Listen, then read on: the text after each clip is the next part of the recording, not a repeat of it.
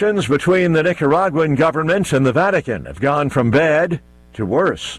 The background to that is the deterioration of relations between the Catholic Church and the left-wing government of Nicaragua. In the past, the Catholic Church supported the conservative governments that were there before, but since there were mass protests 5 years ago, the Church came out on their side, and then relations began to deteriorate.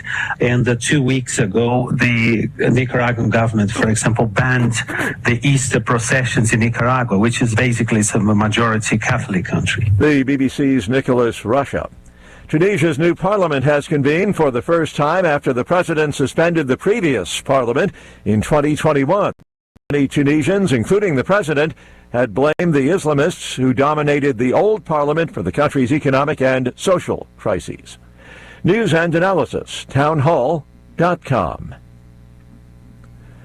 A year of Western sanctions on Russia has had little impact on the average Russian, but that may be changing. Despite a year of restrictions, economic life for ordinary Russians doesn't look at all different than it did before the invasion of Ukraine. There's no mass unemployment, no plunging currency, and no lines in front of failing banks. However, with sanctions on fossil fuels now taking effect, a change may come. Some economists believe the new sanctions will weaken Russia and Ukraine and could affect the Russian currency. Other experts think Russia isn't likely to run out of money this year, but instead will face a slow slide into years of economic stagnation. I'm Karen Chamas. Tens of thousands of junior doctors have gone on strike across England. They're demanding better pay. The walkout kicks off several days of widespread disruption at the UK's state-funded hospitals and health clinics. More on these stories, townhall.com.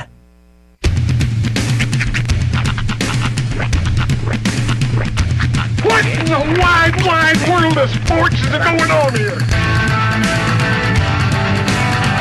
I promise you, whatever scum did this, not one man in this force will rest for 1 minute until he's behind bars. Now let's grab a bite to eat. Yeah, come on. I feel the hot wind on my shoulder and the touch of a world that is older. I hit the switch and check the number. I leave it on and then I slumber. I hear the rhythm ringing through it. Flamenco guitar and cumbia music. I hear the talking of the DJ. The Javelin, what does he say? I'm on a Mexican radio. I'm on a Mexican radio. Broadcasting live from high atop the J.P. White Building in downtown Roswell, New Mexico. It's Mornings with Mike Winters on 106.5 Roswell's Talk FM. Is that what I sound like when I talk? Now, here's your host, Mike Winters. And good morning, one and all. Welcome to Mornings with Mike Winters. I am he. That would be me, Mike Winters. Happy Monday. Sorry, Sean's been fighting with computers all morning. I've never wanted to throat punch my boss more in my entire life. He literally just IT crowded me. Did you see the texts? I haven't seen all of them He yet. said, try turning the unit off and on again. Did it work? I don't know. Okay, fun pullback of the curtain. I don't save my audition sessions ever. Mike operates under the mentality of, oh, it's the end of the day. I'm gonna save my session. I'm gonna close out. I don't do that because of my OCD/ADHD. I keep my sessions open because I'm afraid at any point in time, any member of sales is going to need some piece of audio I recorded 3 weeks ago on a Tuesday. Yep. So I have to have it available and accessible right then. So I can't close my audition session. As a result, it takes me 45 minutes to restart my computer. So I have no idea if it's going to work yet. You can save it, though. I'm working on it. Just saying. Well, happy Monday. He's having one. So, as we all are. Hope all you had a good weekend. I watched some of the Oscars last night. Why? I know. What? I know. Why? Although I did hear everything everywhere all at once pretty much cleaned house. Well, I watched like the first, because that thing's like 8 hours long. So I watched till about 8, and then I watched Bar Rescue. But a much better choice of your time. By the way, one of the 3 episodes where he did not rescue the bar Really? last night, just in case you cared. That's But anyway, he said, "Nah, I'm out," and he left. But anyway, so I watched the Oscars, and it was pretty. At least the first couple hours, pretty vanilla. Wasn't super woke. I wasn't expecting anything. I mean, I thought it was going to be woke as it normally, but No, it was. I think it we was had- not so bad today. I think we jumped the shark on Oscars last year with the slap. I don't think it's going to get any better than that. But there was one moment, at least for me, that I thought was cool. At least in the first, I don't know, half hour, 45 minutes of the show. Sure. So, you know the movie The Goonies? Uh-huh. You remember the Asian kid in The Goonies? Right. The actor? Yeah. Dude won an Oscar last night. Really? Yeah. Now, wait, is that the guy from Everything Everywhere All at Once? I don't know. He's in a movie that I haven't heard of because I don't know what it is. Well, but he won. Okay. It's an Asian movie. The reason I just ask don't is know what it is. because apparently there's an Asian actor that won an Oscar last night for Everything Everywhere All at Once, or maybe he won for something else. But Brendan Fraser, who apparently is back, also won an Oscar for Everything Everywhere All at Once. And they said it was their reuniting from Encino Man. Yes. So I guess this kid was in Encino Man also. Yes. Yes. That same kid. Okay. He was the kid from The Goonies. That's okay. Okay. And I think he kind of retired from acting for years and all that, and then he got back in. And yes. So Brendan Fraser, it was like an 80s like Well, and what's funny reboot. is they actually had a complete reuniting of the Encino Man cast with Pauly Shore later on. Oh, did they? Well, because Pauly Shore was working the valet and got their cars. I don't know what it was a bad joke. You know, but here's the weird part for me anyway. Out of sheer nothing else on TV yesterday afternoon, before the Oscars came on, I was flipping channels looking for something to watch. And I saw Encino Man happen to be on one of the channels, and I hadn't seen it in 50 years. I was like, oh, Encino Man. So my wife and I actually watched Encino Man yesterday afternoon, and then we flipped on and the Oscars go on. There's Brendan Fraser. I was like, what's with all the Encino Man talk? Funny. Because you're talking, what you're just saying they were talking about at the Oscars. And then the Goonies kid won the Oscar. And he's not a kid, by the way. But here's the part. Is to watch him give it. And of course, he did a great job with his acceptance speech. Very happy and all that. But it literally, to hear him talk, to hear him act, it was the Goonies kid in an adult version. All I could watch him do. I was like, he's the kid from the Goonies, man. He's still just reminding me of the kid from the Goonies.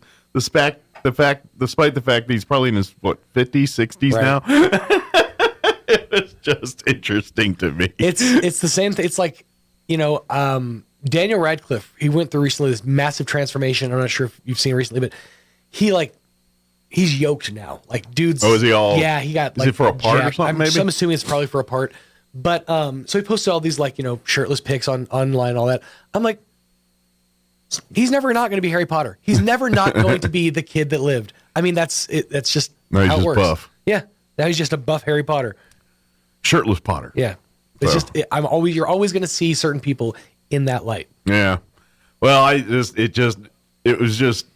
just seeing an adult version of the kid from Goonies was just kind of cool to me. But you got to appreciate the ones that grasp onto it and actually accept it. Like, for example, Jaleel White. Yeah. Who is not only revived the character of Urkel, but also launched a weed strain. Oh, yeah. Named after Urkel. He's like, I got to make money off this weed. Right. Did I do that? Comes right back out. Did I smoke that? But anyway, that was Oscars, not slap-worthy. Like Kimmel was, the parts I saw was fine. He was very Kimmel-esque, but it was fine. It was just a big bag of... Now, granted, I didn't sit through the 7 hours of it, just the 2 or whatever. Yeah.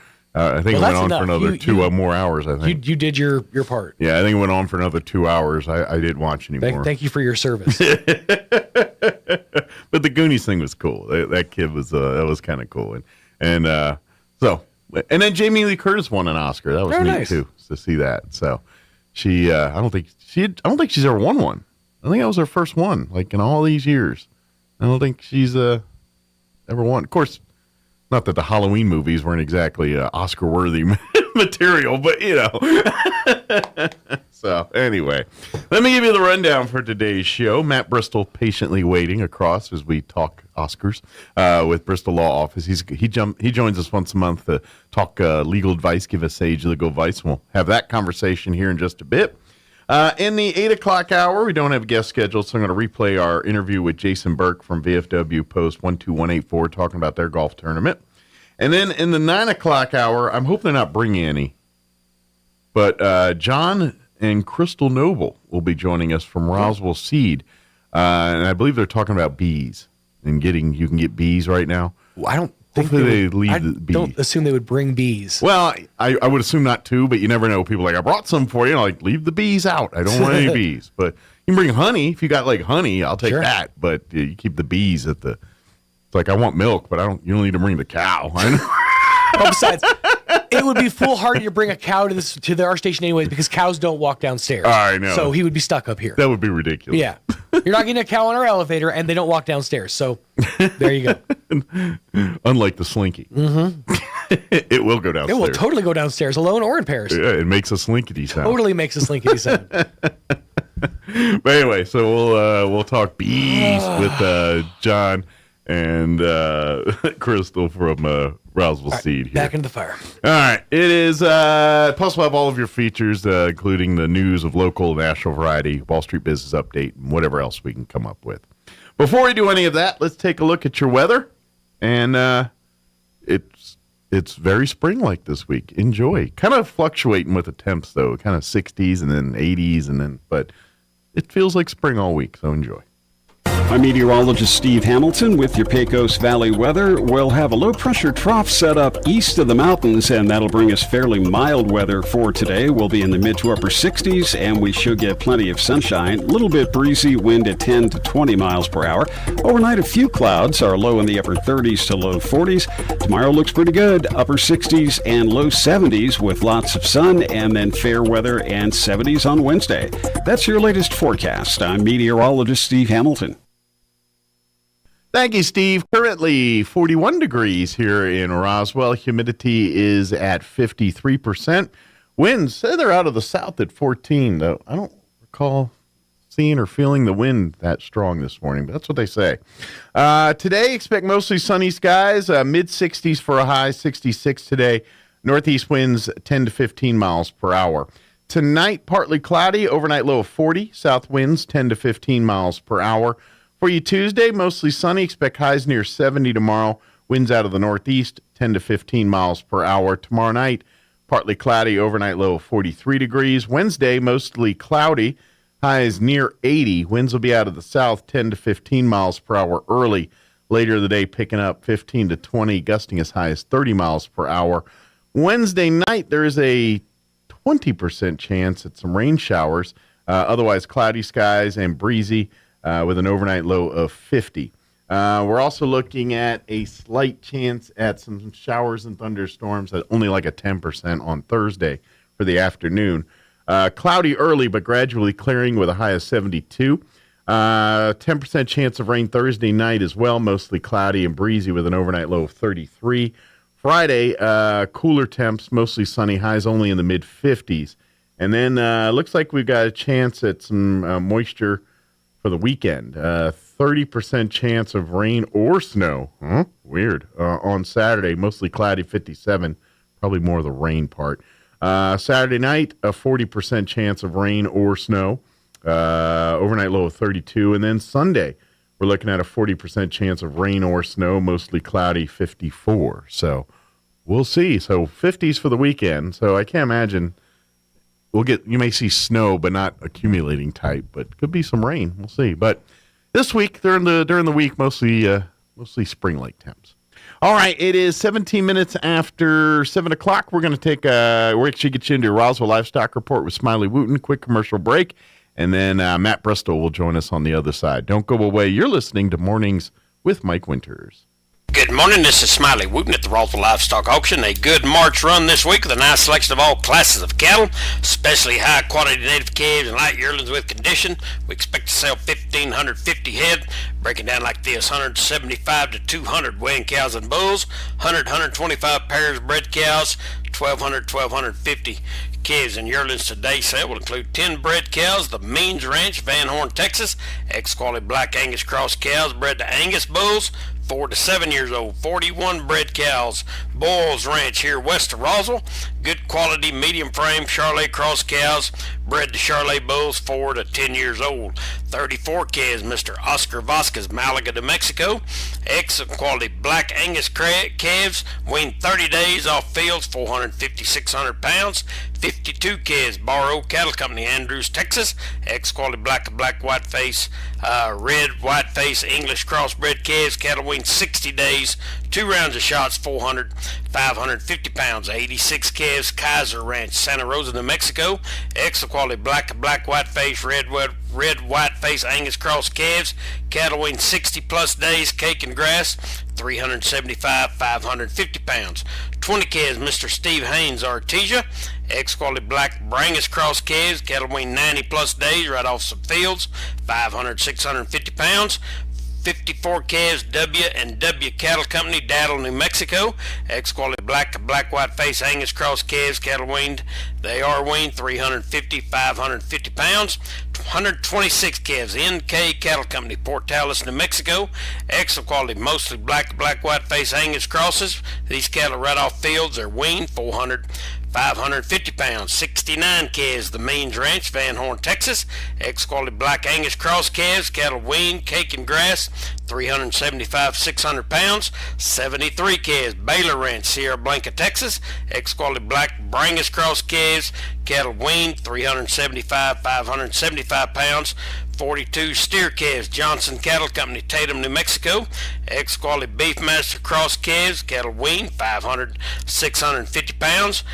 42 calves, John McCarthy, Alpine, Texas, ex-quality black white face Charolais crossbred calves, 500, 650 pounds, and 30 calves, ex-Diamond Tail Ranch, Quemada, New Mexico, excellent quality black white face Angus cross calves, cattle are weaned, 400, 550 pounds. Sale time this morning be 9 o'clock. Sell pairs bred cows 10. Be selling calves and yearlings about 11. We expect to sell 1,550 head today. This is Smiley Wooten, Roswell Livestock Auction. You've heard of a Four Seasons room, but have you heard of a Four Seasons window?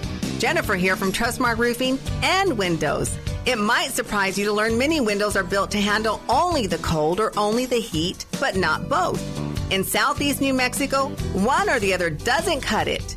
That's why Trustmark windows are built to handle our Four Seasons climate, the scorching summers, the bone-chilling winters, and everything in between. Special glass coating blocks extreme UV rays, a stout frame prevents warping from the extreme weather changes, and insulated glass is like putting your home in a giant styrofoam cooler in the winter and keeps cold out and warmth in, and in the summer it keeps heat out and cool in. For our Four Seasons weather, get Four Seasons windows. Call today for your no-obligation spring window assessment, 575-755-7663, or visit TrustmarkRoofPros.com. Trustmark Roofing, we put people first. Have you ever met a single person in your life that enjoys paying taxes? No one does. If you can't sleep at night because you have a huge problem with the IRS, I've got some free advice for you. This service is strictly limited to individuals that owe the IRS $10,000 or more in back taxes.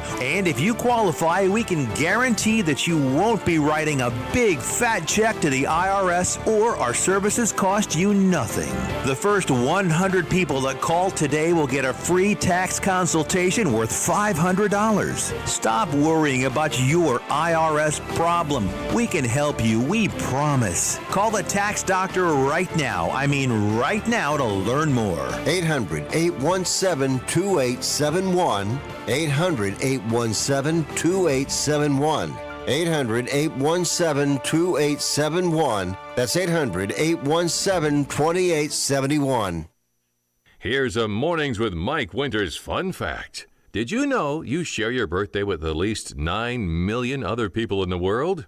Your birthday isn't feeling so special now, is it? Here's Mike Winters. And good morning. It is 22 minutes after 7 o'clock, and joining us in studio this morning from the 4th floor here in the J.P. White Building, Bristol Law Office, Matt Bristol back with us. Good morning. Good morning, Mike. How are you doing? Doing great. How about yourself?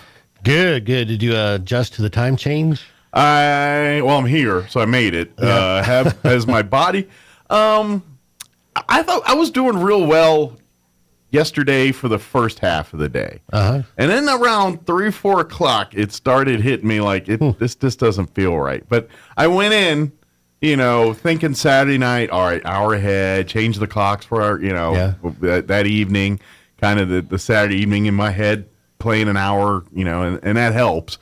And I was good. I woke up next morning, I was like, it feels kind of normal. I did sleep in a little bit, and then, but around 3 or 4 o'clock yesterday, I was hitting there. I was like, it feels a lot earlier than it is. It just doesn't feel right. It doesn't, and it took a little adjustment. Then it took a little time to kind of fall asleep. But other than that, I'm getting there. Give me a day or two, and I'll be back to normal. Well, I did some office work, then I went home and did some yard work, and I changed the clocks in the house. And at the office, the computer automatically changes, and so I'm doing yard work, and I'm getting stuff done. I look at my watch, I thought, wow, that's kind of weird. It's like I'm not getting anything done. And I hadn't changed the watch ahead. So you were kind of internally messed up for a part of the day. So I'm out there working for an hour, I look at my watch like, wow, it's like it just started. I thought I started earlier than that. Why can't that happen on days when you're on vacation? You know what I mean? When it's like, man, I've been on this beach. It looks like it just started. Yeah. No, it's always when we're working. And then getting up this morning, man, it was dark. Yeah. That's always dark for me, so it doesn't matter. But I did remember to change my clock in my vehicle yesterday, which is a first. Usually, it's always been Monday, it seems like, before I get to that. So when I got in my vehicle this morning, I was like, oh, the time's right. Holy cow. So usually that messes me up. But for some reason, I happened to do it on yesterday. Yeah, and the vehicle, sometimes it takes me a month. Mine's always things like the water softener. Like in our house, we have a water softener. It's got a clock on it and all that. And I forget to change that one. But it's on some timer, so it does its regurgitation thing, whatever week or whatever it does it. But and fortunately I don't look at that clock, so it doesn't really matter. But if it's on a timer, and so now it's an hour off a little bit, and I always forget to change it, and I go and look in the closet, and I was like, oh, that thing's an hour off. I should probably fix that clock. That's the one that always gets forgotten. So, well, yeah, we don't have a sprinkler. Well, a timer on that. We got a sprinkler, but I don't change the times. It just does it whatever. Just leave it the same. Yeah, this one's got a clock and everything on it, and I think it actually regurgitates or regenerates based on gallons, not time. But I don't know. It's got a clock on it, and it goes off certain things, so I just let it do its thing. Yeah. Whatever. Yeah. It comes to engineering on that. That's not my specialty. And nobody got slapped at the Oscars. Nobody got slapped. So slap free. Although I was hoping to see Jimmy Kimmel's. He did say that instead of playing you off on the music, they're going to play you off with dancers. And these dancers come around you and they just dance you off the stage. That didn't happen, except for him. I was kind of hoping to see that a few times. These dancers just come out and start dancing you off, but it didn't happen. So. Oh, well, I'm still a fan of Will Smith. There you go. Of course, if you're not familiar, Matt Bristol from Bristol Office joins us once a month here on the show and talks, sage legal advice when it comes to family financial planning, to just organizing and preparing for the worst and hoping for the best. That's kind of a lot of the talk we talk about. So. Sometimes, yep. So I thought I'd talk about community property today. Yeah. New Mexico is a community property state. Yes. There are only 8 community property states in the country. And we're one of them.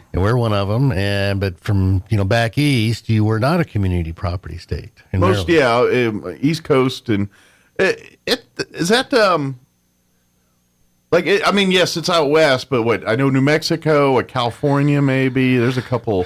Yeah, they're mainly in the Southwest, formerly belonged to Spain. Okay. Areas that used to belong to Spain. So this probably come from Spanish government, Spanish rule and the way they did things? Well, England was settled by a bunch of Vikings, right? So, the men would get in the boats, they'd go out and they'd loot and pillage, and they'd come back to the village, to home. And since they did all the hard work looting and pillaging, then they owned the loot. Gotcha. They owned the stuff. So under English law, the husband owned everything. And that's why for many years in divorces in England, the husband always got custody of the kids because he owned them. Makes sense. Okay. And so the East Coast of the United States was settled by the English.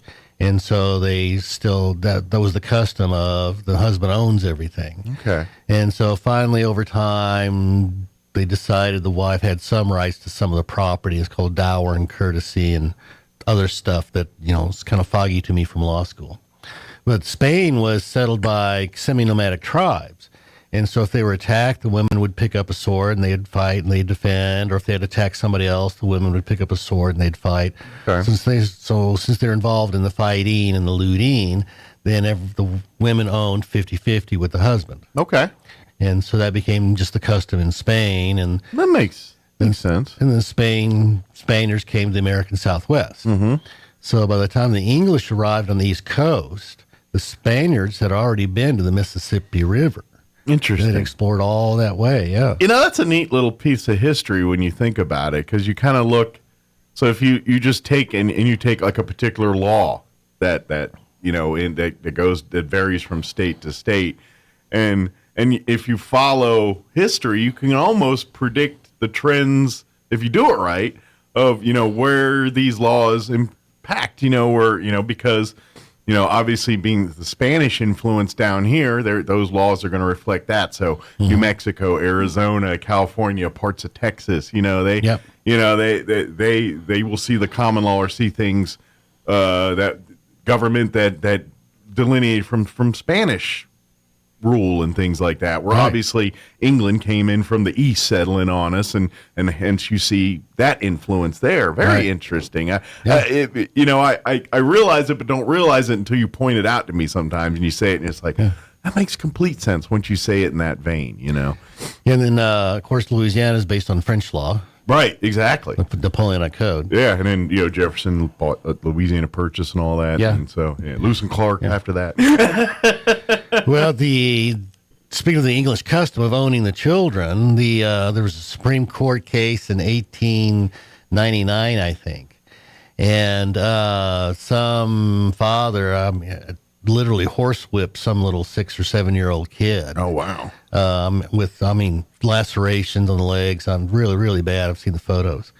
And his defense was, well, he owned the child. So therefore he could, lacerate the child with a horsewhip. It's his property. He could do as he wished. Right. That was his defense. And then the prosecution's argument was, well, you can't do it to an animal. You can't treat animals that way. Therefore you can't treat humans that way. You would think. So animal abuse was outlawed before child abuse. Wow. Yeah. So kind of scary stuff. Well, and I can see why it's in place because, again, every law is in place if you think about it because somebody did something stupid. You know what I mean? Unfortunately, stupidity is, And what that tells me is someone beat an animal because they never thought, you know what I mean? It's just like, it got to a point where someone said, man, we got to protect kids this way because I wouldn't have fathomed we had to. Right. And that's probably the reason why the animal laws came in because, somebody did something sick to an animal before they did to a child. And so, but that, once you think about it in those terms, because you're part of you thinking it's like, how the heck did they think of the cows before they think of the kids? And it's like, yes, in theory, from hindsight, it looks that way. But what happened was someone did something heinous to a cow before they did to a kid, and this is why the laws are happening that way. Yeah, interesting how they developed the. So in the Spanish custom, the husband and wife were considered equal. Yeah. So any property acquired after the date of marriage is considered 50-50. Okay. So the marriage creates what's called a community.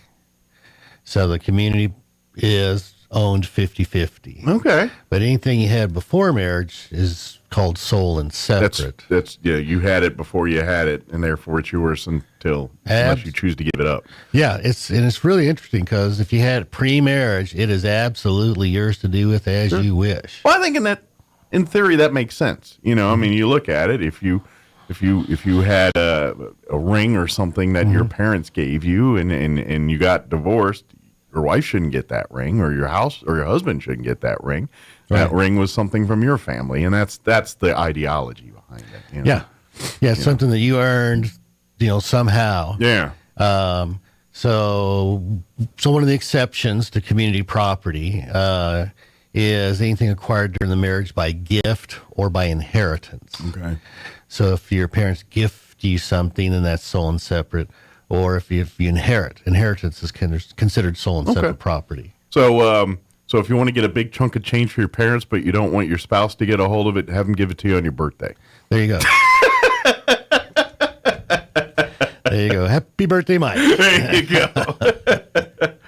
But that's kind of interesting. I know, getting back to the origins of these community versus non-community property states, and it just follow the history, and it makes sense after that. So. Yeah, it's real interesting stuff, and it affects all aspects of our life in a community property state, because particularly divorce, you divide the community property, but not the sole and separate property. Sure. It affects probate and inheritance. And I guess, does it apply to, I guess it matters on where you file for divorce, right? I mean, if it doesn't... Well, if you live in New Mexico, you file for divorce in New Mexico. Right, but say you get married, you live in New Mexico, and then at some point in the marriage you move to East and then get divorced, you would follow under that laws of where you currently live at, right? Not where... You follow the laws of the state in which you get divorced. And I guess you can't get divorced in a state you're not a resident of. Correct. There you go. So that's kind of the questions I was kind of clearing up there was say you move to D.C., but you're still technically a resident of New Mexico, you can't get divorced in D.C. You have to come back to New Mexico. You have to be a resident of the state. Gotcha. So to kind of reverse your question, what if somebody lived in Maryland their whole lives, moved to New Mexico, and say they're here for a few years, then they file for divorce? Mm-hmm. So that's called quasi-community property. Okay. So even though all the assets may have been acquired in Maryland under Maryland law, whatever that might be, once you move to New Mexico, we're going to treat it as if it's community property. Okay. So it's called quasi-community property. Okay. And so the community property laws would apply of did you acquire the assets during the marriage or pre-marriage, by gift, by inheritance. Okay. Now, does it matter where the assets are? Like, even though, say you're in New Mexico and you're filing New Mexico, but we're talking about property in a not community property state, which laws do you revert to because you're in New Mexico, dealing with it in New Mexico, or if they say no, that piece of land that's not part of. I mean, how does that work? Now we're getting in the weeds. Probably on real estate, the law of the state would apply. Okay, most likely. Gotcha. So in law school, that's called a conflict of laws situation. Okay. So if you acquire property in New York, does that mean it only belongs to the husband because that's New York law, even though you live in New Mexico? But in New Mexico, it says if you acquire assets, it's owned 50-50. Right. Yeah, so that's an interesting question. Yeah. So probably New York law applies to New York real estate, although once the marriage is in New Mexico, then New Mexico is going to take jurisdiction over the assets of the marriage. Okay. So so a New Mexico judge could say, well, you acquired it during the marriage, it's 50-50. But the interesting thing is in the New Mexico court order, effectiveness stops at the border.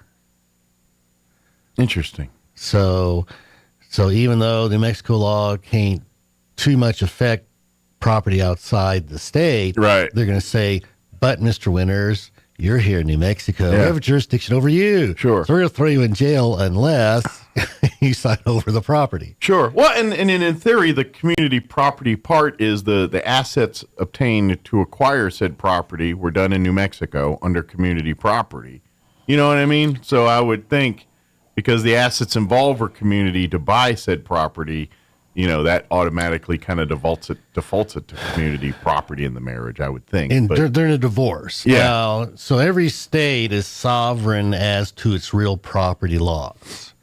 So, and that's, if you start thinking about it, kind of makes sense. Mm-hmm. So if you were to buy a home here in New Mexico and New Mexico law applies to that real estate, then the title company is going to look at the chain of title and say, okay, Mr. Winters will give you a title policy or not. Okay. But what if, well, I don't know, Mr. Winters was the previous owner from Minnesota or New York, and I wonder what laws applied there. It's like all of a sudden real estate business falls apart because we got 50 different laws depending on who owned the house before you. Sure. Oh my God, what a mess. Right. Yeah. So every state's laws is sovereign as to its real property. Okay. So we had a case many years ago. It was an oil and gas case. And this man buys some minerals in 1986. So in 1989, he sells the minerals. Okay. Well, we're a community property state, mm-hmm.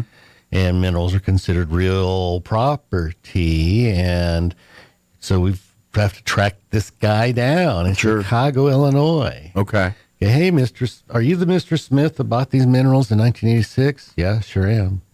And you sold them in 1989? Yeah, sure did. By the way, were you married in 1986?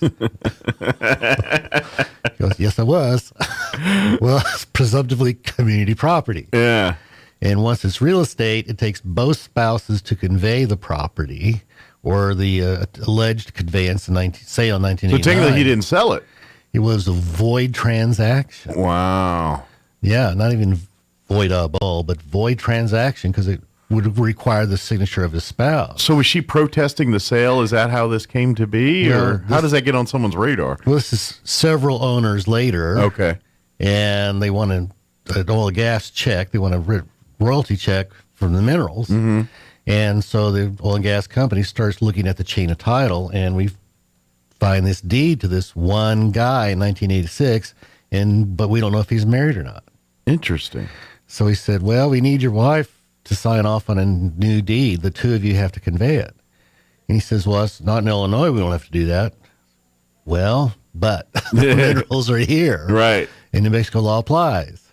Well, it's none of her business, blah, blah, blah. Well, it's either that or we sue you for giving a bad deed. Yeah. So take your pick. Right.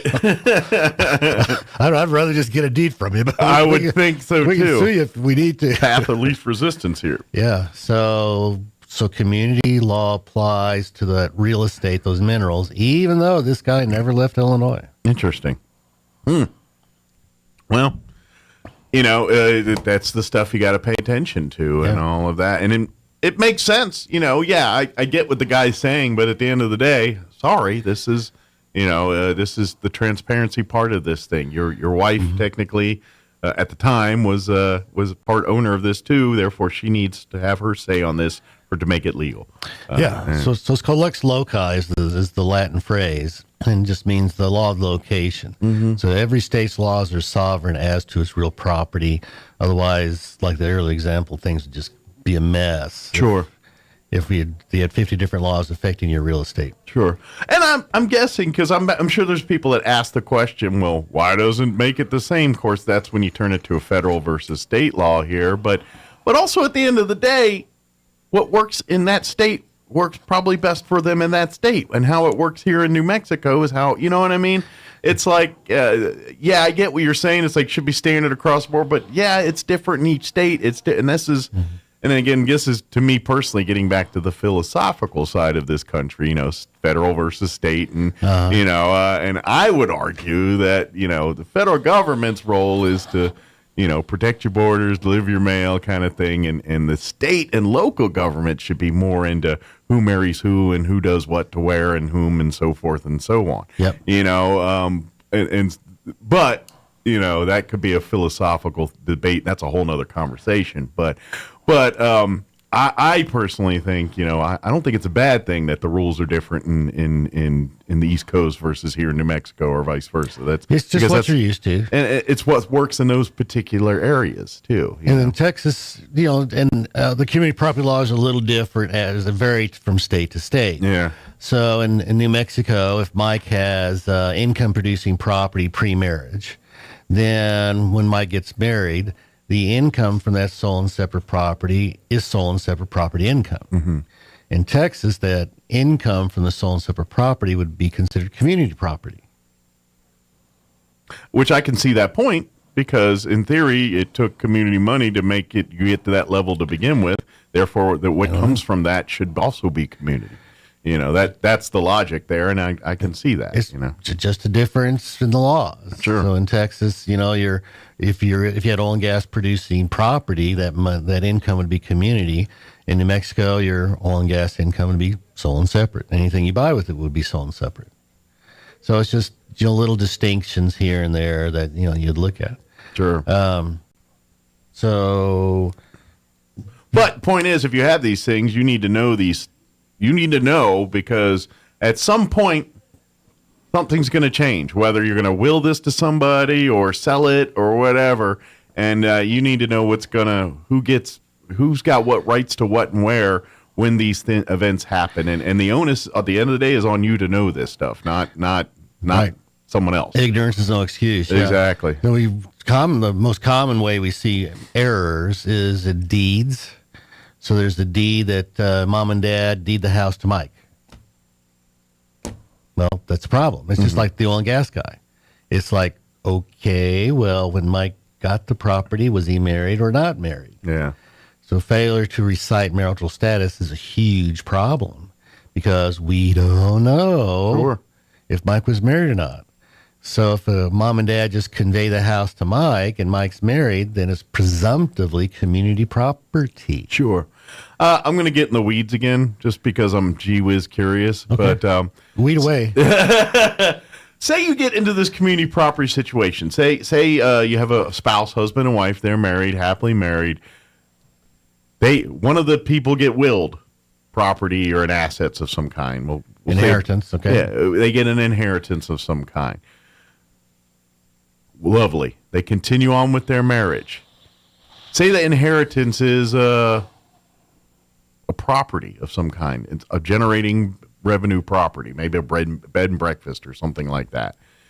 They go years with the running this thing, and then they end up getting divorced. At what point does that willed property does it ever become community property in the marriage at some point? Say, the husband or the wife was willed the property, 10 years they've run it and everything else, then they get a divorce. By default, does he get to keep that property because it was willed to him, or because they've built a business out of this thing? Does she have rights to it? I mean, I know I'm getting in the weeds, but at what point do we start wondering, is this still community property, or is this something that was willed to them and therefore protected under those laws? I know I told you I was going to get in the weeds here. Well, I'm just kind of curious, at what point do we... There's several different levels. Okay. So there's the law school answer is, well, it depends. Okay. So there's several different levels to that for those answers. So let's say it is a business that is inherited. Okay. So let's say it's a furniture business. So wife inherits the furniture business, and wife and husband run the furniture business for 10 or 20 years. Well, now she's using her time and effort in building that business. Okay. So she's using her community time and effort to build a business. Okay. So that community time and effort spent building that business may create a community interest in that business. Now, if the business never increases in value, then there's no community interest because it never increased in value. Sure, no harm, no foul. Yeah. Now, so let's say it's a ranch, it's real estate. So wife inherits real estate. And because she loves her husband so much, she puts husband's name, let's say she just keeps husband's name off. Okay. So it's just dirt. She keeps it in her name only. 20 years later, they get divorced. But it's always been in her name only. So it's pretty clear it's hers. Mm-hmm. She inherited it, sole and separate. So whether it's community property or sole and separate property is fixed at the time of acquisition. Okay. So the business, going back to the business that she inherited is sole and separate. But if she spends community time and effort building its value, that increase in value is the community interest. Okay. Even though it remains sole and separate property. So she'd be entitled to the value, but not necessarily the property. Well, the property, if she never put husband's name on it, it's pretty clearly her sole and separate. Sure. So if you're asking, does it change into community? That's called transmutation. Okay. So real estate's pretty hard to transmute because it's a physical asset. Okay. So if wife inherits land, she loves her husband, puts his name on it with her, husband, wife, joint tenants, right of survivorship. 20 years later, divorce. Well, wife is going to say, that was my inheritance, it was sole and separate. Husband's going to say, well, you put my name on it, it's community. So that's the argument, right? Yeah. So the question is, wife, when you put husband's name on it, why? What was your intent? Mm-hmm. Well, Judge, my intent was estate planning. It was not to make a gift. It was estate planning in case I died, avoid probate. Sure. But it was not an intent to make a present gift of ownership. Gotcha. And courts have upheld that 20 years later. Okay. I kid you not. So if you can prove that your intent was to, plan for the future, not gift it at any point, then you're probably going to protect that asset. And remain sole and separate, yeah. Okay. So they've done that 20 years later with land, with brokerage accounts, things like that. Now, if you got money, so let's say wife inherits $50,000. So she's got an account that's got $50,000 in it. Well, if she starts pulling money out, but then she puts her paycheck in, pulling money out, putting paycheck in. Well, now it kind of sort of looks like she's commingling that stuff. And so if that bank account ever drops below 50 and then goes back up, well, that's community property at that point because she spent all that 50 down. Interesting. So, yeah. So there's many levels to that question that you ask, and it kind of, it depends on the exact. Well, I know, that's why I said, I know this is getting in the weeds here, but. Well, that's a good question. The lesson learned of all this is do your homework before. Talk to guys like Matt before these things. So when that asset falls into your lap, you decide what you're going to do with it, what you're going to do with it.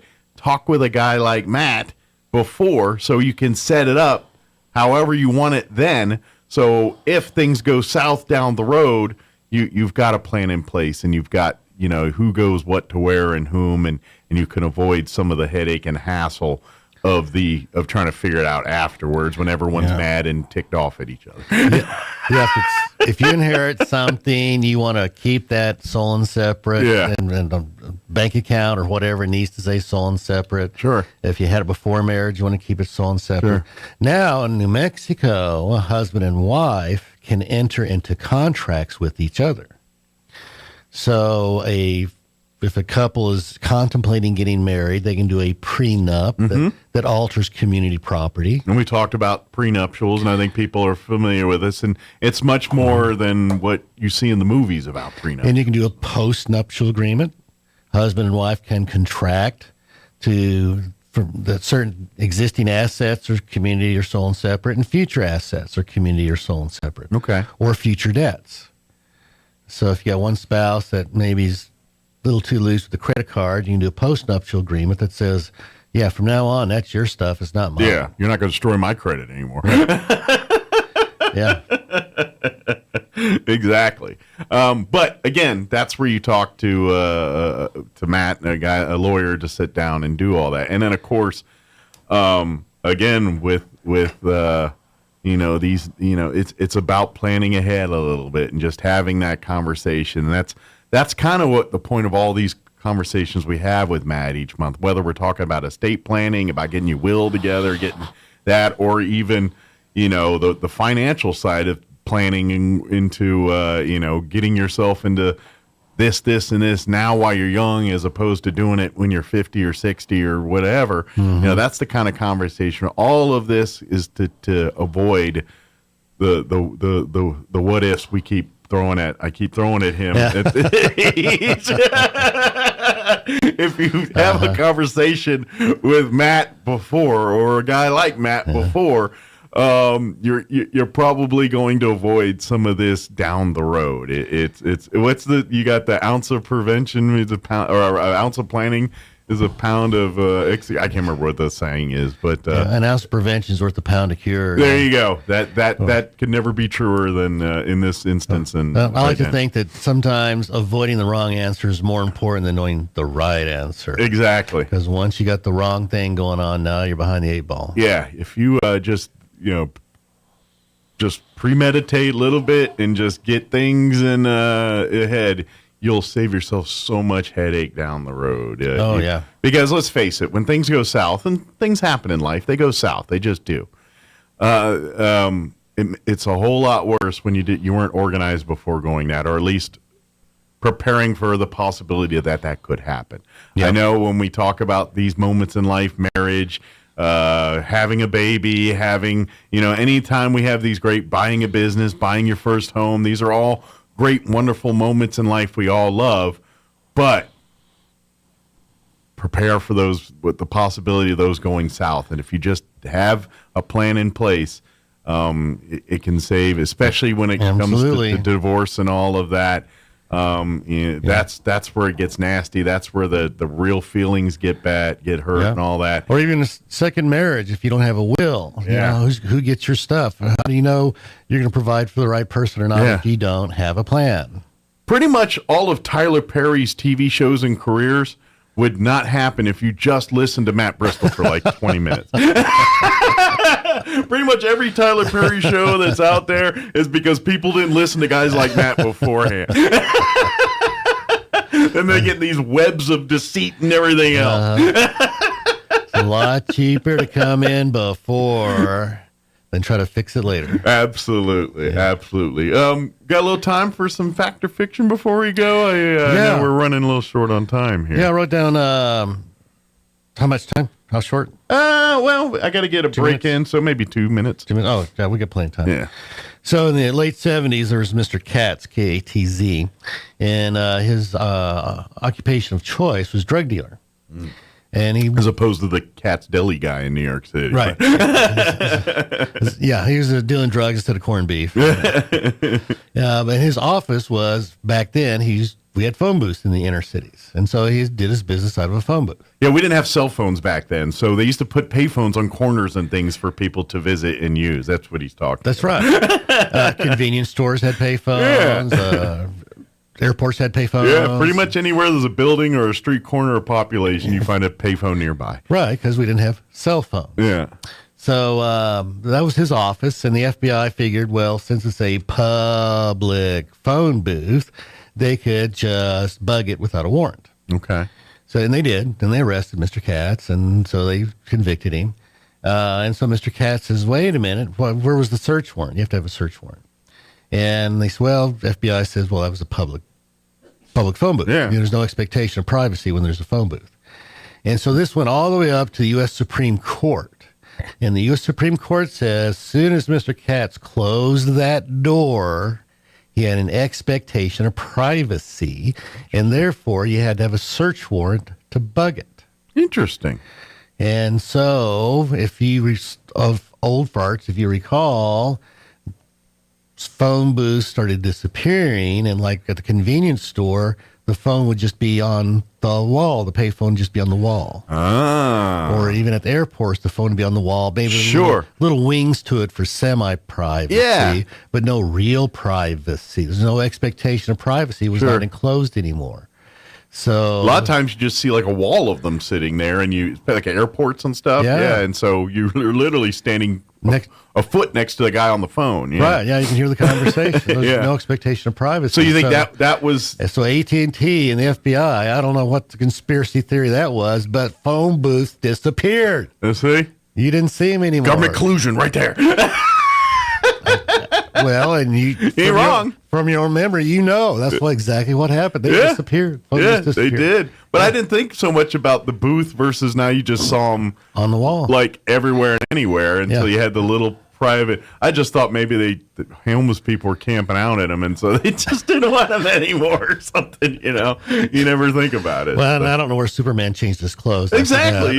He needs some privacy. But that's why phone booths disappeared. Interesting. Yeah. Now, of course, if you have any questions, please, if you're a person making big life decisions, getting married, getting divorced, adding kids, buying houses, please sit and talk. Have a conversation with Matt. Talk about. Give us a call. Give us talk about, if you need help getting financial planning as far as wills, estate planning, that type of thing. Matt can help you out. Yep. And of course, if you messed all that up and you're getting divorced and you're gotten through all the other side, Matt can help there too.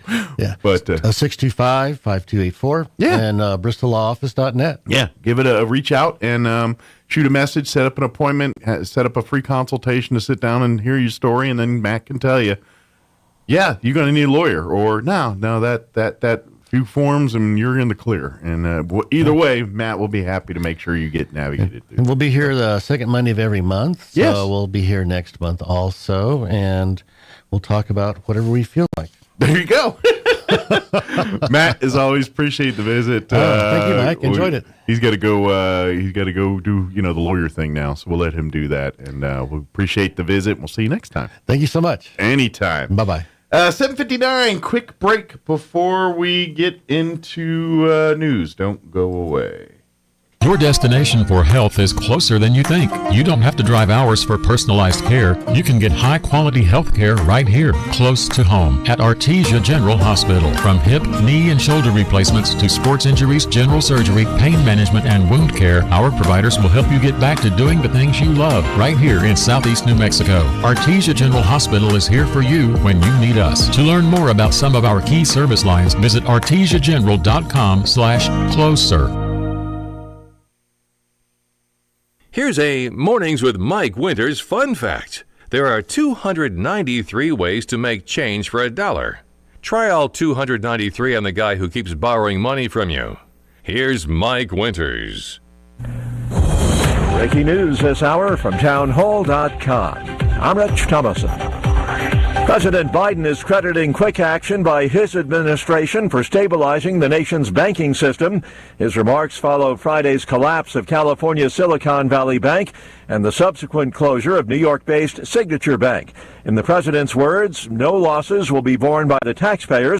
Mr. Biden adds Americans can rest assured that our banking system is safe. The search for missing migrants off the coast of San Diego has been suspended. 2 small boats overturned Saturday night. Both vessels were capsized and inside the shoreline. That area is a very hazardous area, even in the daytime. It has a series of sandbars and inshore rip currents. So you could think that you could land in some sand or get to waist-high, knee-high water and think that you're safe and be able to exit the water, but there's long inshore holes. James Gartland with San Diego Fire Rescue speaking with KGTV. 8 people died, more than a half dozen missing. California bracing for more wild weather this week. Another atmospheric river is inbound, bringing more torrential rains, winds, and snow to the higher elevations starting tomorrow. Cambria resident Joe Ryan says there is a silver lining to that dark cloud that brought all the rain and snow. There's been a history, of a lot of drought, so it's really wonderful to get the amount of water we had. That audio from KSBY. President Biden will meet later today in San Diego with the British and Australian prime ministers. They're expected to announce a deal providing Australia's Navy with nuclear-powered submarines amid growing concern over Chinese military aggression. On Wall Street, the Dow is 70 points higher, the Nasdaq up 2 points, the S&P 5 points in the red. More on these stories at townhall.com. We're entering a time of increasing hostility against people of faith, a time when Christians are going to be tested on a moral and physical and financial basis, unlike any other time in our lifetime. I'm Lance Wallnau. Here's an important message from the Diabetes Solution Center. Do you like pricking your fingers to test your blood sugar levels? No one does, but it's important to maintain your health. And now, by wearing a small remote device called a continuous glucose monitor, or CGM, you don't need to prick your fingers anymore. It's easy to use and helps you make more accurate diabetes treatment decisions. If you are testing your blood sugar 3 or more times daily, injecting insulin, or using an insulin pump, call the Diabetes Solution Center right now. And if you have Medicare or most major insurance coverage, you may be able to get a new CGM at little to no out-of-pocket cost. Shipping is free, and we'll even bill your insurance company for you. If you are testing your blood sugar 3 or more times daily, injecting insulin, or using an insulin pump, call the Diabetes Solution Center right now to learn how to end the painful finger sticks and get your own continuous glucose monitor, or CGM, at little to no out-of-pocket cost.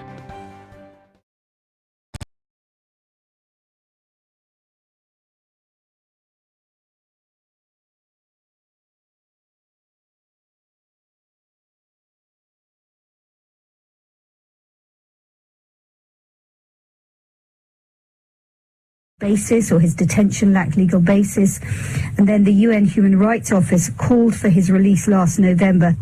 That's a BBC's Caroline Hawley reporting.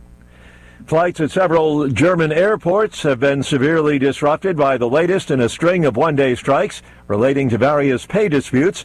An airport workers' union calling on members to stage a series of warning strikes. Breaking news and analysis at townhall.com. European researchers find that watching and waiting may be a preferable option for some people who suffer one particular form of cancer. British researchers studied 1,600 patients with prostate cancer in the UK who were randomly assigned surgery, radiation, or active monitoring. In all three groups after 15 years, the survival rate was very high, 97%, regardless of the treatment option. Lead study author, Dr. Freddie Hamdy at the University of Oxford, says this is great news for men diagnosed with localized prostate cancer, and they shouldn't panic or rush a treatment decision. Others note those who can hold off on treatment can avoid the possible side effects of sexual difficulties or incontinence. I'm Jackie Quinn. Watching Wall Street, the NASDAQ is up 10 points. More on these stories at townhall.com.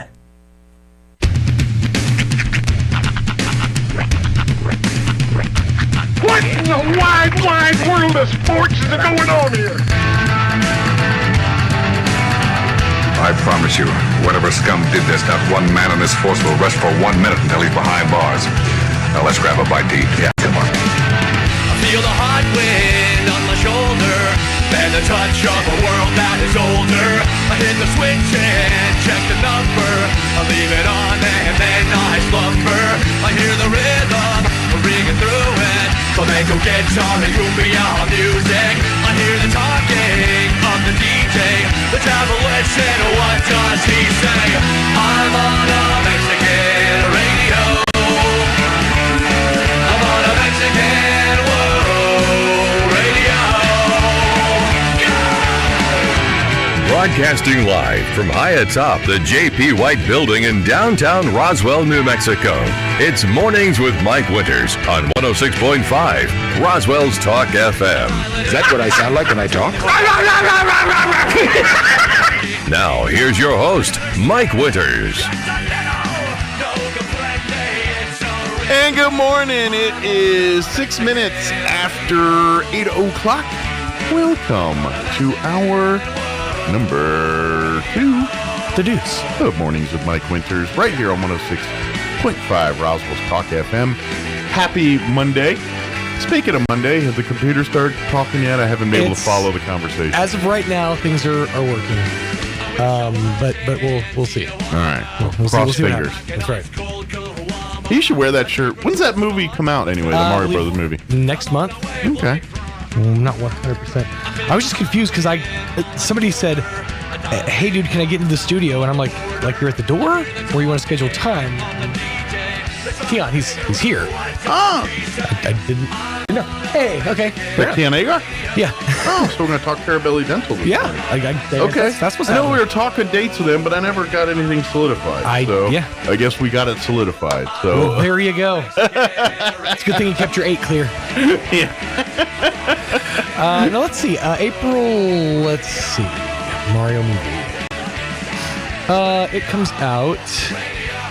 They've been hyping it. April 5th. Oh yeah, no, they started that like Thanksgiving last year. I know. They got the hype the movie train. already come out. I don't even know anymore. No, and So- I feel like they shot their wad like too early because like now we're all kind of tired of hearing about it, and now the movie's coming out. Hype for a movie, there's a real like finesse you have to put to it. Like you have to hit just the sweet spot of like maybe 2-3 weeks before really start hyping it. Right. But yeah, and that one they've been talking. I already feel like I've seen most of the movie because of all the teaser trailers they've put out. Yeah. All the different scenes and whatnot. Well, and I guess I haven't seen enough. All I hear, everything I pretty much see is what's his name just going, it's a da-da-da. I mean, him trying to do that stupid joke thing. That's a whole thing. I mean, but it bugs me that he does the "let's a go" thing, but that thing. He doesn't slap an accent on it, so he just says "let's a go." I'm like, no, you don't need to say if you're not doing the accent. The reason there's a there is because it's a go. It's because it's Mario. You're doing it. You're not doing it justice. Yeah, Chris Pratt. Darn it. I don't know. I could care less about the movie. I don't even want to see it. Yeah. I'm going to watch it because I have kids, and that's my excuse. I played Mario Brothers as a kid, like every other kid out there. I played, I don't need a movie about it. Yeah, but did you watch the original Mario Brothers movie? Oh, heck no. See, that's the thing. I did, and so I've seen the depths of how bad it can be. I learned my lesson with He-Man. Thank you. I've seen.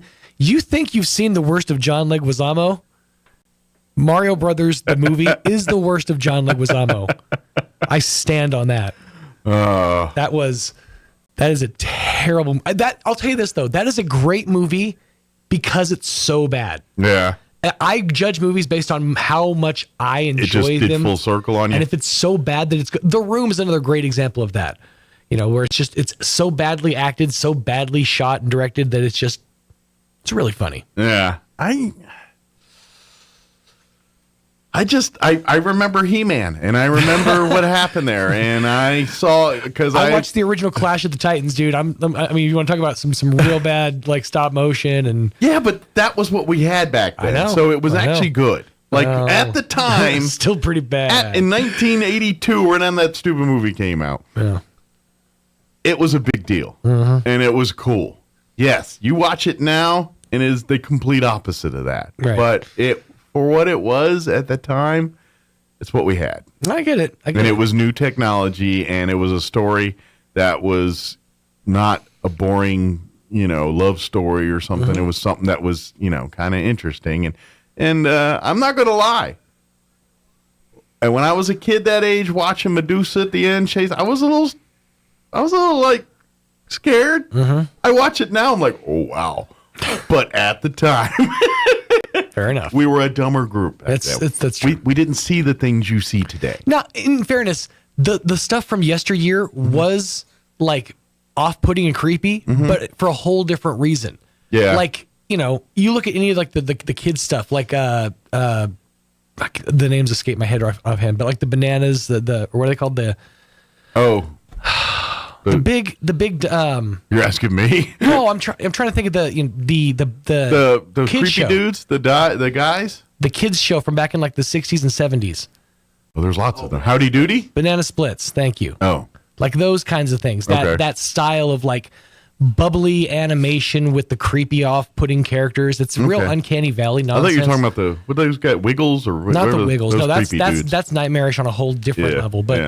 But no, I'm talking about that weird 70s animation and HR Puff and stuff. Puff and stuff. And that, Thank you. that was stuff. way out there. That was drugs. Well, Don't do drugs, kids. Those people did drugs. And when you do psychedelic PCP, things like HR Puff and stuff come. Yeah, but what did it do to a whole generation of children? I'm saying your generation. Well, here I sit. All right. This is what it creates. But we wised up. We said, that's too many drugs, man. We got to back that off. You have to hit. There's a certain line. I got a better idea. Let's get a bunch of ex-Vietnam dudes. We'll put them in a van. And then we'll give them all AK-47s. But they don't kill anybody. And then during the show, they're going to make a cannon that shoots salad at people. There you go. And it's going to save the day in some podunk town. That's what happened. We said, this HR Puffin stuff's weird. Give me Mr. T. Yeah. And I got another dude. He's going to be really hot. He drives around in a Trans Am. The mid-'80s was a real palate cleanser for TV, wasn't He's going to it? talk to his watch, and he can do in the car talks, and its big claim to fame is it can jump. Yeah. Turbo boost. There you go. I'm not shooting it down. No, the 90s one. Okay. The 90s one? Oh. I actually liked that movie. I liked it too, but I liked it because it was so because they took all the settings from the game and reimagined it in like a cyberpunk kind of setting, and they did something different with it. They did all the stuff from the games that like all the iconography is still there. But this is the part I don't get. It's still faithful to it. Well, this is the part I don't get, and I played these games.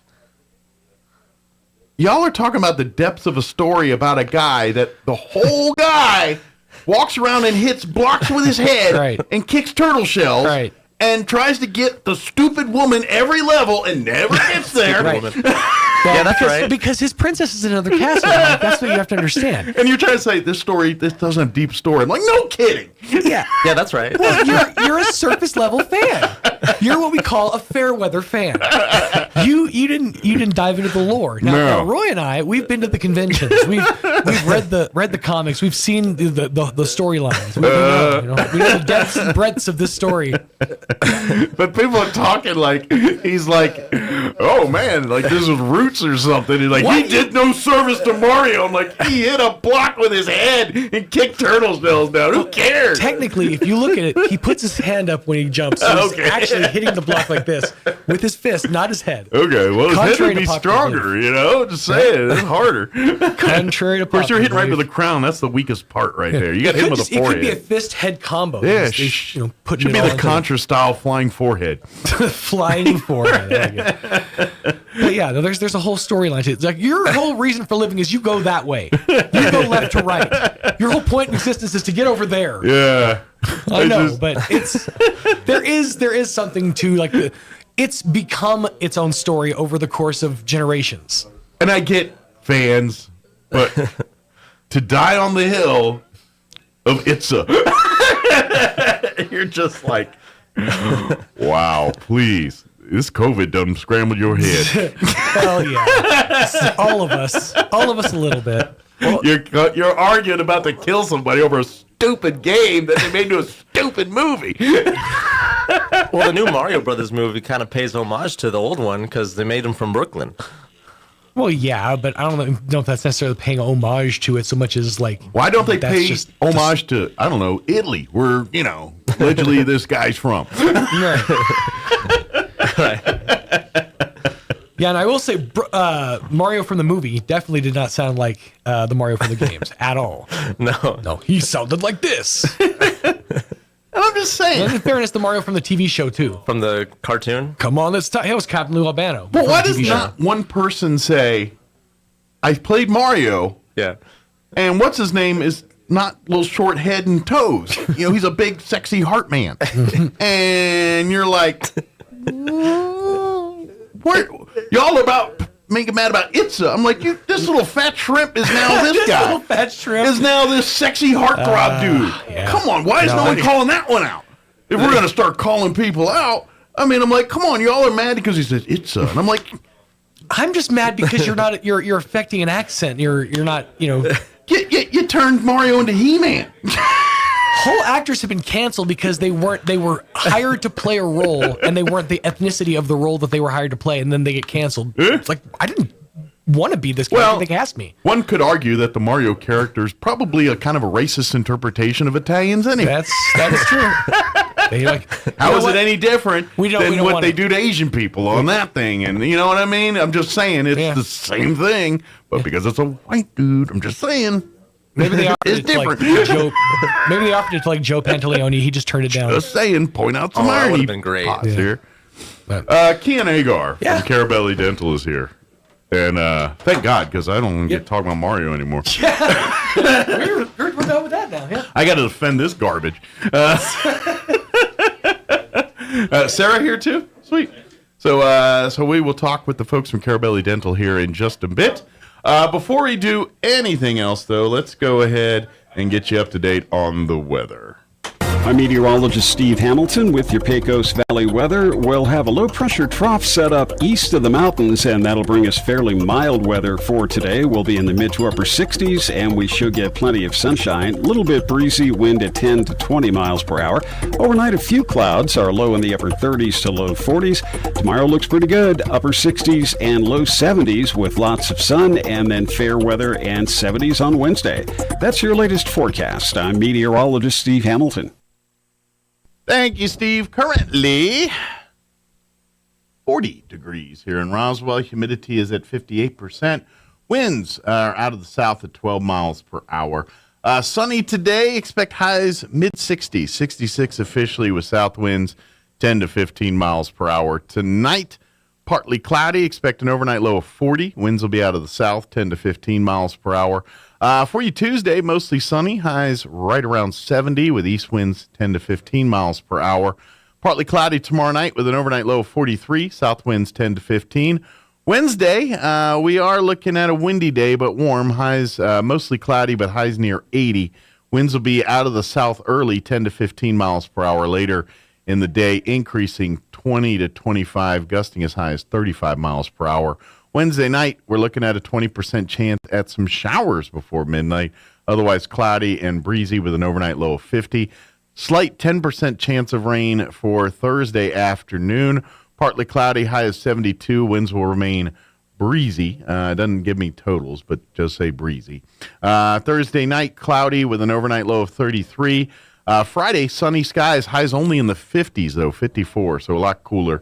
And then for the weekend, there's good chances of rain and maybe a little snow. Highs will linger in the 50s for the weekend, but they're talking like a 30% chance of rain and snow Saturday, a 40% for Saturday night, and a 30% on Sunday. Granted, that'll probably all dwindle down to like 10, 20%, or even go away by the time we get to Friday. But it's there for now, so I say it. All right, it is 20 minutes after 8 o'clock. We're going to go ahead and take a quick commercial break, and then we'll talk with the folks from Carabelli Dental on the other side. Don't go away. You're listening to Mornings with Mike Winters. Hi, this is Melanie from Glenn's Furniture, and I want to tell you about our store-wide sale happening now. All items in every department are on sale. Upgrade your living space with power reclining sofas and love seats or beautiful sectionals with charging ports. Create ambience with amazing table and floor lamps. Get that long-awaited restful night's sleep with a new Serta mattress. Every department is on sale from our existing prices, so come down to Glenn's Furniture on the corner of Union and Alameda, where delivery is free since 1953. If you need a Kubota that works and plays hard, stop looking. You'll find everything you need at Amigo Machinery. When it comes to tough Kubota tractors, mowers, construction equipment, and utility vehicles, all with low-rate financing, Amigo Machinery is your one-stop shop. We are passionately committed to providing our customers with the highest quality products, most innovative solutions, and services delivered with integrity and professionalism. Stop by Amigo Machinery in Roswell or see us online at amigo-machinery.com. This country can sure be windy in the springtime, and we all know the best thing about wind is when it stops. Well, your friends at Roswell Ford can't do anything about the wind, but we can sure help you find the right car or truck.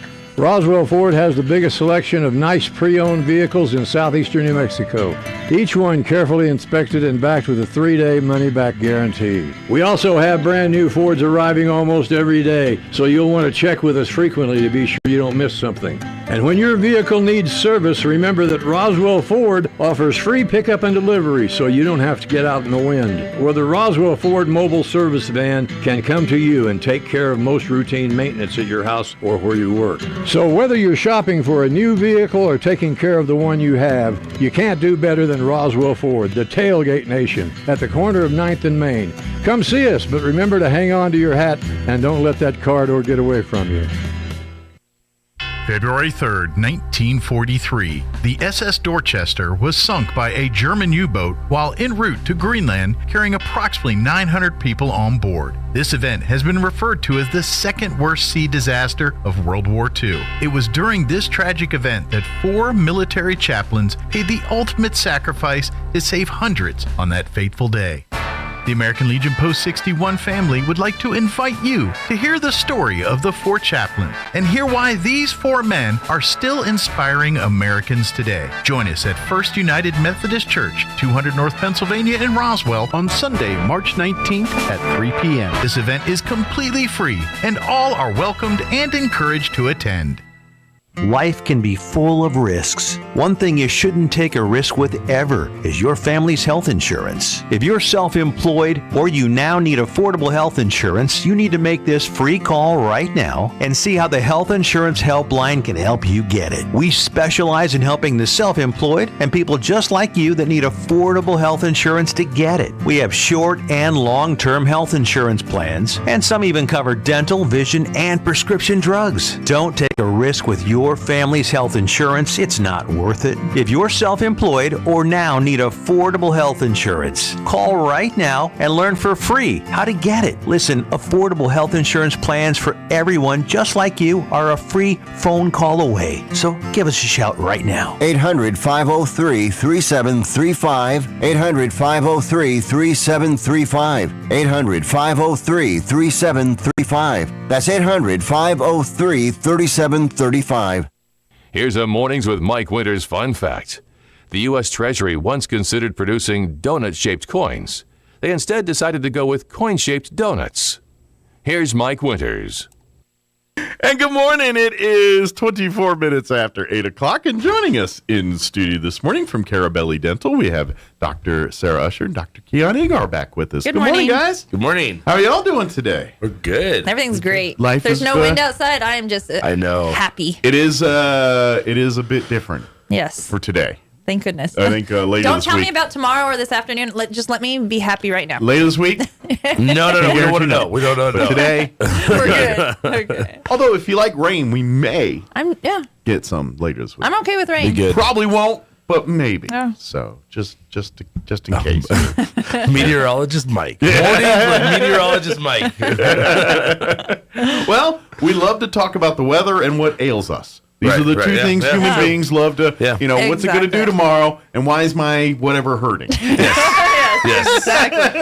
That's the reason why we're here. Exactly. So now they can't help with your knee or your toe. Yeah. But if you've got toes, please. anything in the mouth region, Sarah, but not including toes, like toes in the mouth region. Unless the toe ends up in the mouth, maybe you could still. I think that's still someone else's problem. Yeah, I think. Let us know when the toe's out of the mouth, and then we're good. Maybe law enforcement too. That's another conversation. Yeah, but when it comes to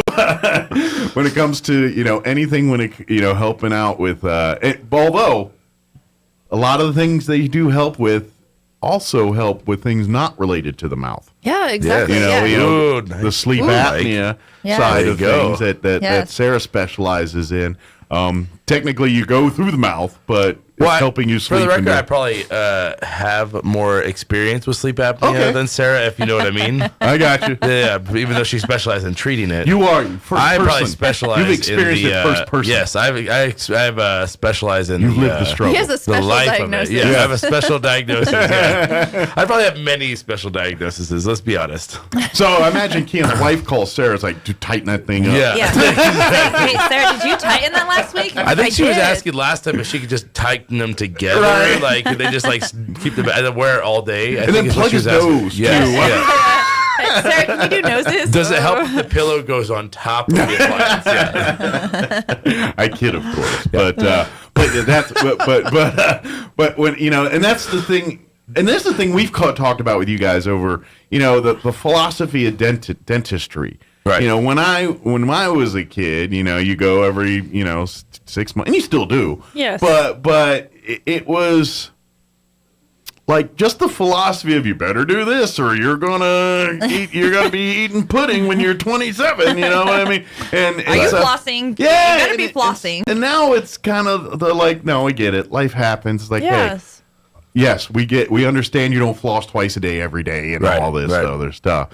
We just want to make sure your mouth's healthy, happy, clean. Well, and there's so many things that, that time passes by so quickly, life happens, and by the time, it, there's a tooth hurting or something's happening or your kid's wisdom teeth are coming out and it's like, hey, we need to take care of this. So, even though life goes by and, we're still there to help in those situations where we can, we offer sedation, treatment so people can be sedated. They can literally kind of take a nap while we're getting all the surgery done. And I get it. It's not natural to put a metal hooky thing in your mouth. Exactly. It's just not something unless you're a fish. Who wants to experience that? Exactly. Seriously? So I get that some people are uncomfortable with it, and that's why you can help out with them. And exactly. And a lot of times it's not, it's like one of those things that I heard the saying one time that was, there's only one day a year you can change, right? And it's today. And the rest of the year you can't change, right? And you can't change the past, so things happen. I mean, I think a lot of the patients we see are patients who, like, for example, we see a lot of people who, they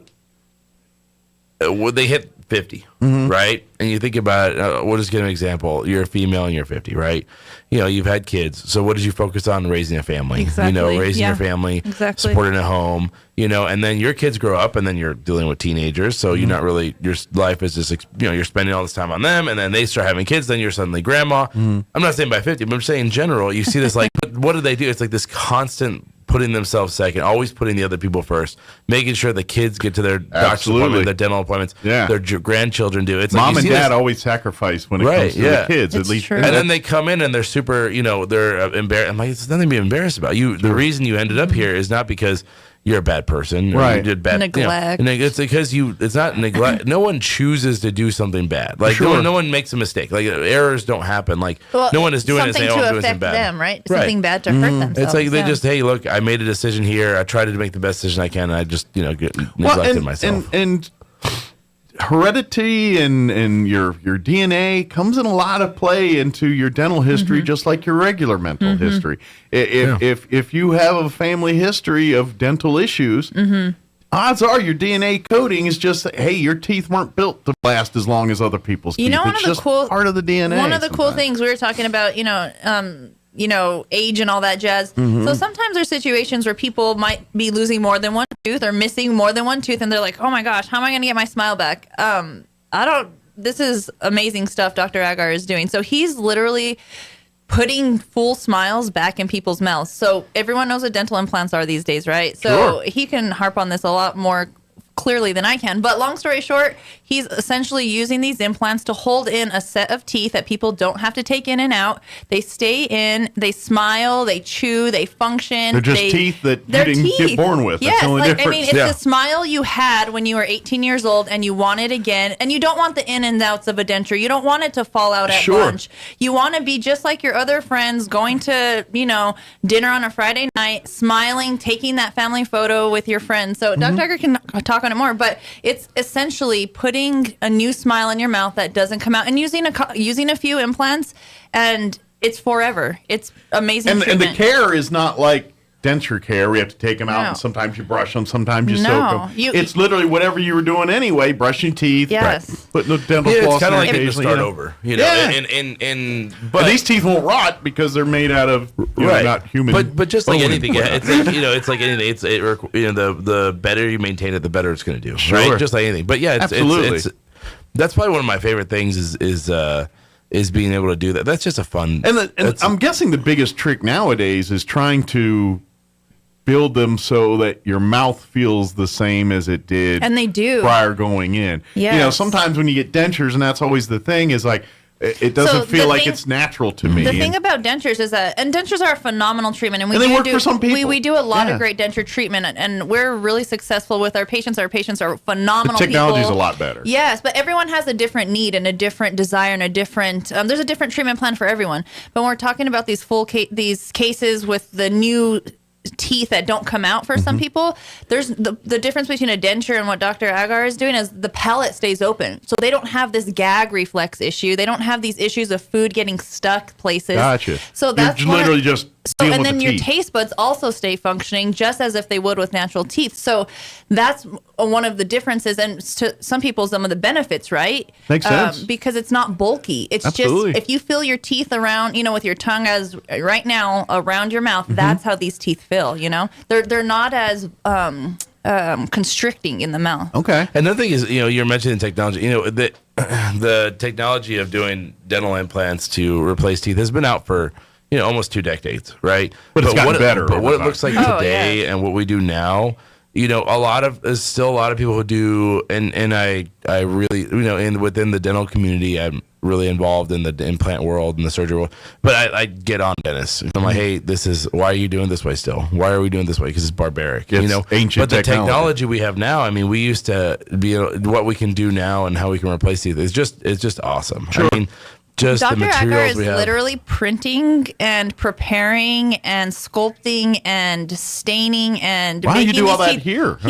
Yeah. Because a lot of times that was all sent off, right? Like if Yes. you go get dentures, there's a company that makes dentures, and then they take some 6 months or whatever. Yeah, so we've taken this very Way seriously in the past, few years, and we have the technology to. Dr. Agar literally has the technology to put these teeth on for people in one visit. Once the planning is done, once all the conversations have been, all the goals have been created. This is a very wonderful treatment. I know it's nothing like this, but as soon as you tell me this, I just got this image of Keon in a wood shop. Yeah. But with Just a little chisel. Yeah, and he's got little, some kind of thing on his head with a big magnifying. Yes. And he's just Yes. making teeth. He's putting in painting in the little I usually have the nooks and elves. crannies. The elves usually go paint. Yeah, and in the workshop, the elves usually do the painting. Yeah. And it's he's some kind of teeth artisan or something. He's in there. So That's not far-fetched, I'm telling you. You should see these literally beautiful teeth. But I would never think that's dentist like what you It's do. true. That's But it's not I think something- you're the person that you walk in. It's all right, let me look, spit in the cup, Right. do the dentist stuff. I don't Dentist stuff. but doctors are doctors, but they're not making the leg. You know what I'm saying? Yeah. And that's The where I'm benefit this is about different. dentistry is that we have that opportunity to be as hands-off or as hands-on as we want, Gotcha. right? And the reason and part of the benefit of Dr. Agar being so hands-on with this is he sees the patient's goal. They talk about it. He sees the production of creating these teeth, and then he says, "I love it. You're gonna love it," and then that's where the goal is met. cool. So yeah. It's a lot of as a business, we've invested a lot in doing this and a lot, in For the having people, technology. Yeah. It's we recently bought some lab equipment that is top of line, state of the art. It's this huge giant thing, but what we can do is the things we can do with it, and it's stuff that it would have taken a month, 2 months to have turnaround time for patients, and now we can do it in 24 hours. Yeah, it's night and day different than just dentistry. Just because it's literally because, and I think part of it too is that they're finally including dentistry into the whole health of a human. Mm-hmm. Sure, yeah. That was, granted, this has been years now they're doing this, but we talked about this a bunch of times where they're connecting the heart to teeth and surgeries and all of that stuff. They're finally saying maybe we should bring the dentist into the room when we're talking about overall health care. Let's just talk about quality of life and patients' emotional well-being. You know what I'm saying? How hard is it to not have one tooth? Can you imagine? How hard is it not to have 10 teeth? You know what I'm saying? How hard is it not to be able to go to your family dinners and just be comfortable? How has your business or has your practice shifted to where not only you're helping and taking care of people's teeth, but you guys have also maybe turned into a first line of defense for finding other problems? And what I mean by that is because the mouth is a port of entry into your body. Yeah. Sure. That means, it's a lot of things go in and out. If there's an issue with your body, it may have started right here. We and you know what I'm our saying? team is pretty phenomenal, and when there's different registration forms to do, and one of those is a comprehensive medical history that we have to get. We also talk about it in the room with the patient, and some patients are like, "Hey, I'm just at the dentist. Why are you asking me all these questions?" They get a little frustrated at first, but it's very important, and I think we try to make that connection with the patient to say, "Hey, we're here to treat or help you with whatever you got teeth-wise, but we're also concerned with your whole systemic health as well, because that plays into effect the longevity of the work that we're even going to do, right? So even Dr. Agger's, the cases that we're talking about here, like he goes through blood panel work, make sure people are optimized, and he can speak on it, but you're correct. Yeah. The systemic health is a supporter to whatever we do from a dentistry perspective. And I think that's where the big change in your industry is where they finally got to a point they said, why do we treat dentistry as like this whole separate part of, eye care was that way, you know what I mean? And now it's starting to say, no, the eyes are attached to the head, which is attached to the body. The mouth is attached, the teeth are attached to the mouth. But by the way, things happen where, maybe an infection that starts here goes sepsis, and then we got a lot more issues to worry about than your teeth. Yes. You know what I mean? But it's all connected. If you get something wrong with your eye, it could affect your brain or something else, and we figure it out. We need to figure that out, and that's where, and I think that's where you're seeing probably even the advancements. Because let's face it, what dentistry like when I was a child versus today's not even remotely the same. I mean, you go back as a kid, it almost looks more like the lobotomy torture zone. Yeah. And, that's what some people remember. We have conversations even today with patients who come in for basic exams or basic things, and they say, gosh, I remember when, or that dentist took my tooth out. They said kids couldn't have the numbing stuff. And, you hear all these stories, and you're just like, what? And so I even tell them, I'm so sorry. I mean, we're happy you're here, and that's not the experience you're going to receive. But you should talk, maybe Dr. Agger can speak a little bit on some of the success comments that you hear from your patients, because I feel like what Dr. Agger, and all of us hear this at the end of the day for any type of treatment we do, but he has some pretty amazing experiences with his patients. Well, it's because at the end of the day, yes, we look at it, it's like you simple tooth fix, but for what these individuals, some of these folks have been going through years of dealing with it, right? And they don't have to deal with that anymore, and it's like, oh my gosh, this is like when I was a teenager and I could chew, you know what I mean? And that's a huge deal. I don't care if something as simple as fixing a rotting tooth is the difference between. What have patients told you? Yeah, well, I mean, but it's about that. So one that stands out is a patient she knows, but really, really manly guy, really very masculine, right? Doesn't want to ask for help. And but very respected in the community. Just wonderful guy. Just everybody loves him. But not touchy-feely, not shake your hand kind of guy. He's used to helping people, not getting help from people. Right. But he's not a touchy-feely guy, right? And we got him all figured out and got him some teeth, and it was one of those things. It's funny. It's not really what he said. It's what he did. He gave me a hug, right? And said thank you. It was very You're like, genuine. where'd that come from? And I was blown away. This was not a pat on the back hug. I was like, this is like a full-on bear hug, right? And I would never expect. You like these patients, and you just think they're awesome. You have to really get to know them, and they're super, super cool. Never expected that, So it wasn't really, in that case, it was like, man, that hug meant so much more than anything he could have ever told me, And this is probably why y'all are dentists to begin with. I mean, yes. Right. But at the end of the day, the result of somebody changing their lives for the better is the reason why y'all are doing what you're doing. It's just fun, and is the process difficult? Yeah, of course. I mean, it can be difficult, but we try to streamline it as much as possible and make it as easy as possible and least appointment as possible. And the result, it's funny, I think when we'll especially later on, sometimes we'll show, hey, this is your before, and patients are like, how did I live like that? How did I walk around with 10 teeth? And now I have this smile from ear to ear, and they can't stop smiling. They look so much different. The human body is amazing at overcoming and adapting. Oh yeah, people are amazing. Yeah, and how we cope with lives and things, and then someone else looks at the way you did it, and it's hard to wrap your head around it. But The human brain and the human body is an amazing thing. And you take a limb, at some point the brain's like, well, we're going to figure out how to live life without that limb, you know? I mean, it's... Yeah. And you were not only that, you were talking about the sleep apnea stuff too that we do, and that's one of the things that people adapt to, right? They think they're sleeping fine. Oh, I'm fine. I got a couple hours of sleep, or I'm not that grumpy this morning, or whatever it is. But that's another adaptation. Is like, hey, I feel okay. You could feel better. Like you could feel. I mean, we had a teacher come in, and she was like, I was not the cool teacher. I was the grumpy teacher. The kids hated me, and so she came in. They kept giving me coffee. That would help. You know what's bad when the kids are like bringing you coffee. Right. Yeah. If you get a lot of Starbucks gift cards, maybe they're trying to tell you something. Parents are like, chill out. It's okay. But anyway, she came in, and we got her sleep apnea information all in line, and we made her an oral appliance. She did not want to do CPAP. She can't do CPAP. I don't want a mask on my face. I get that. You don't want to sound like Darth Vader. Yeah, and then even especially females though, it's like they have these marks on their face. Right, and it looks like night. You've been sleeping on your face all night. You just try to put your makeup on and stuff in the morning. You're just like, oh gosh, I just don't like the way I look. Anyways, long story. Yeah, Mike's the same way. Yeah, Mike has a straight, Mike is the same way. Anyways, I gotta look good. Yeah, long story short, at least. Yeah, we made her an oral appliance, and she's like, I'm now the cool teacher. Like every student loves me. Like I go to work, I'm happy. It's a full night's I'm not sleep. Grumpy. I slept. I didn't know I could sleep this good.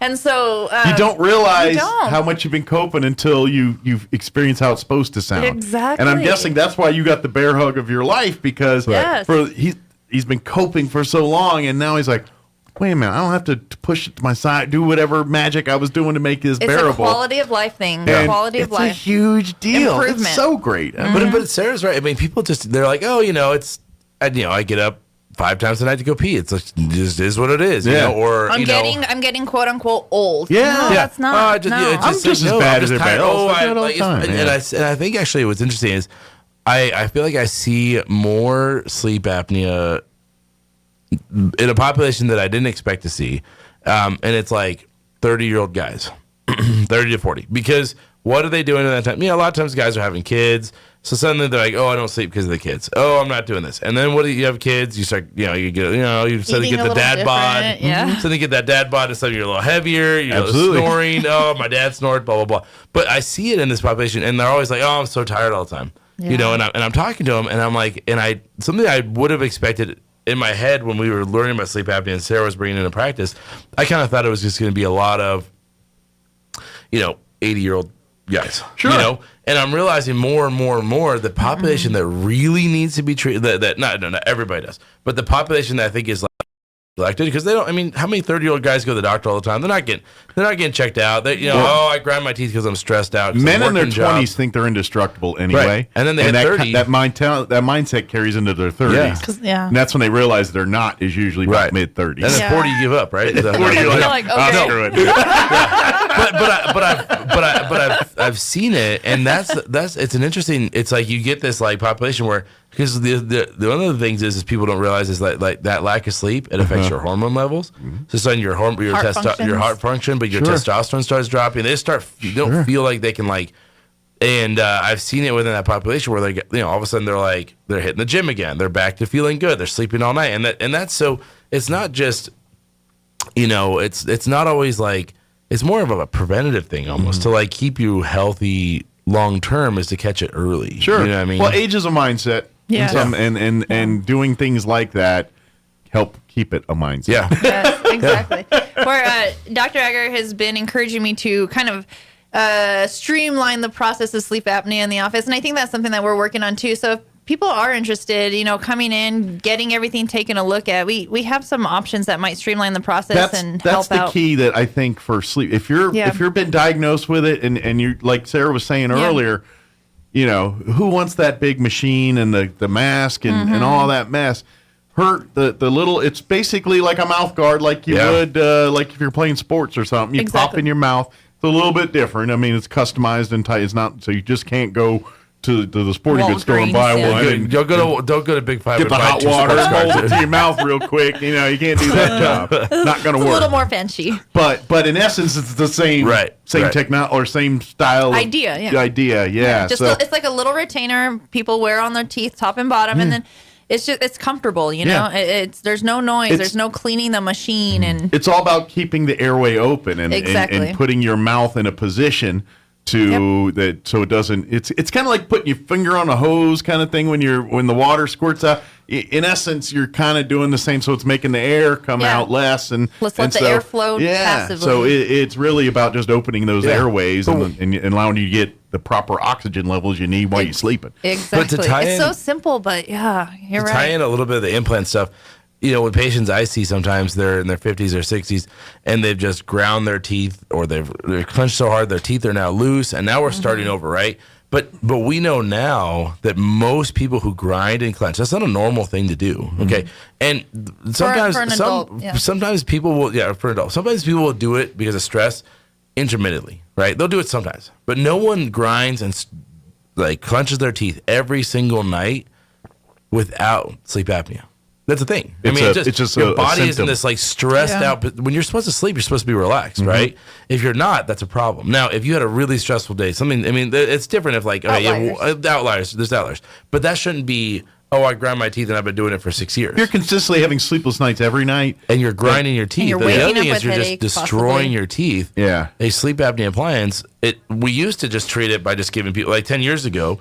We would treat it just giving people a night guard. Well, they still grind. That was the frustrating part. It wasn't treating the sleep apnea. Right. They just grind through their sleep apnea. They just literally grind through their appliance. They come in and you're like, holy moly, dude, you're like a world class. How'd you grind through this thing? If I took my DeWalt to this thing, I don't think I could get through it. It's like, man, dude. But you get but it's almost like a preventative thing. It's like, hey, look.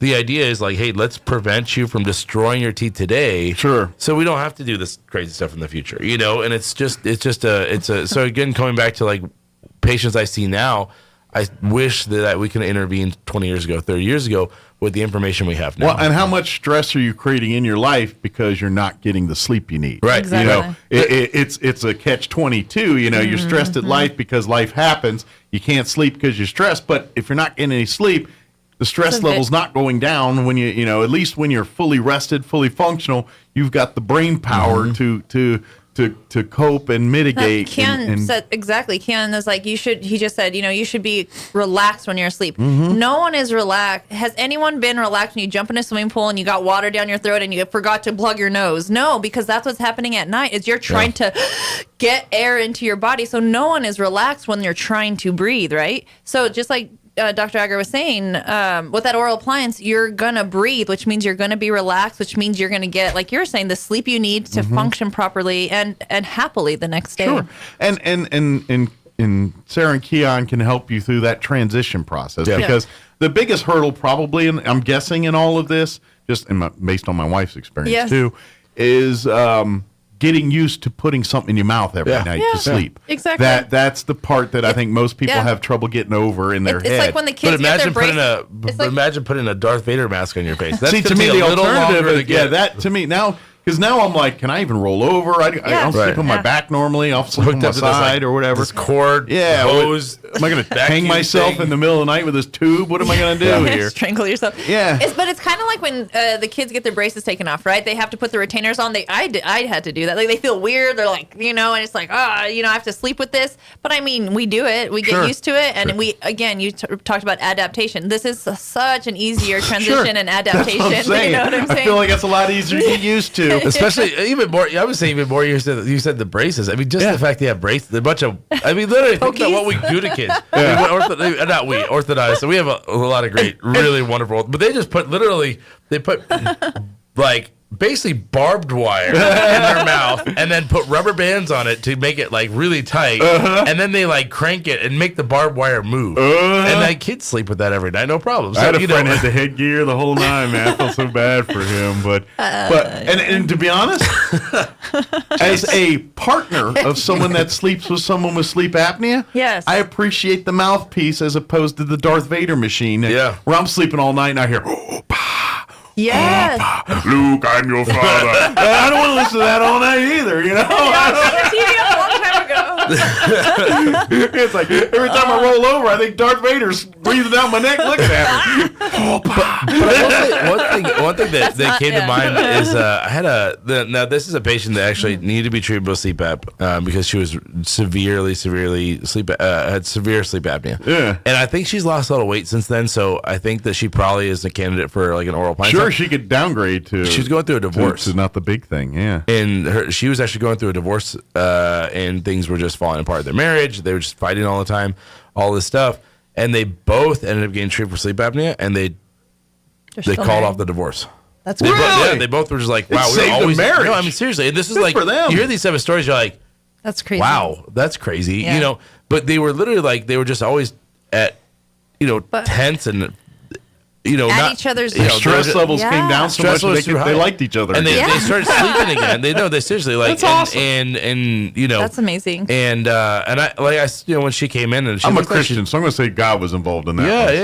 And that's not far fetched. Yeah, but it's like one of those things. It's like it's like if I know it's like if you don't sleep all night. I have little kids. Anybody who has kids knows like if they're up sleep deprivation sick, is man, the worst. They're up sick one night, you're fine. The second night.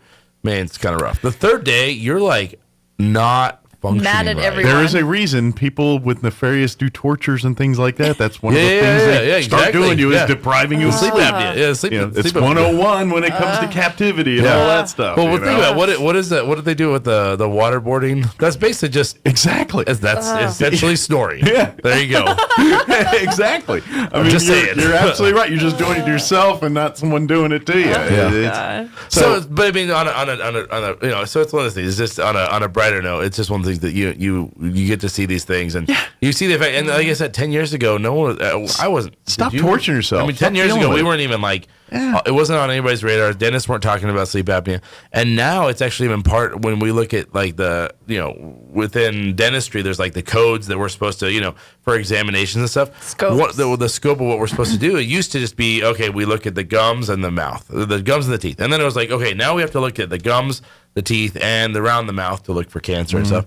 And now part of our evaluation according to the actual codes that we send our billing right are even scope of practice. Is look at the teeth, Gotcha. Look at the gum health, airway. You look at the airway or look for cancer, and then look at the airway. Like the insurance companies are seeing that what you guys are doing is it's saving them money too. In the description of what we're supposed to do for an adult patient, and that's evaluate the airway. The golden ticket to get these things happen. Once the money people understand that saving them money, they're going to back this even more. Right. So that's a good thing. Support the patients. Support their their. It's good to see. Yeah, the people. Yeah, it's because sometimes we get questions like, "Why are you asking me about my sleep?" Like the people are weird about it because, but even we have patients come in like, "Why are you checking my gums?" And no one's ever done that before. Why are you measuring my gums? Right. I'm like, because they're thinking that if we don't measure it, we don't know what we're treating. We're not what we're doing here. Guess what's attached to your teeth? Those gums. Right. Yeah. If the teeth ain't holding, maybe it's the gums. Yeah. And then the mouth has to be healthy to have the mouth is connected to the airway, and the airway is connected to the neck bone, and the neck bone's connected to the Yeah, exactly. And I was trying to think of that song. I failed it then too. We're about out of time, but I will say this: when it comes to sleep apnea or any service through Care Belly Dinner, whether it's fixing teeth or sleep apnea, how are you doing now?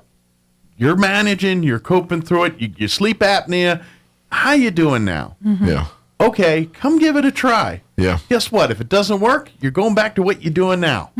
If it does work, we just changed your life, and you're stopping doing these stupid things that you have to do to make your life a little bit better. Yeah. And that was fixed by just a simple visit. Yes. Yeah. So please give Carabelli Dental a call. Get online, schedule an appointment.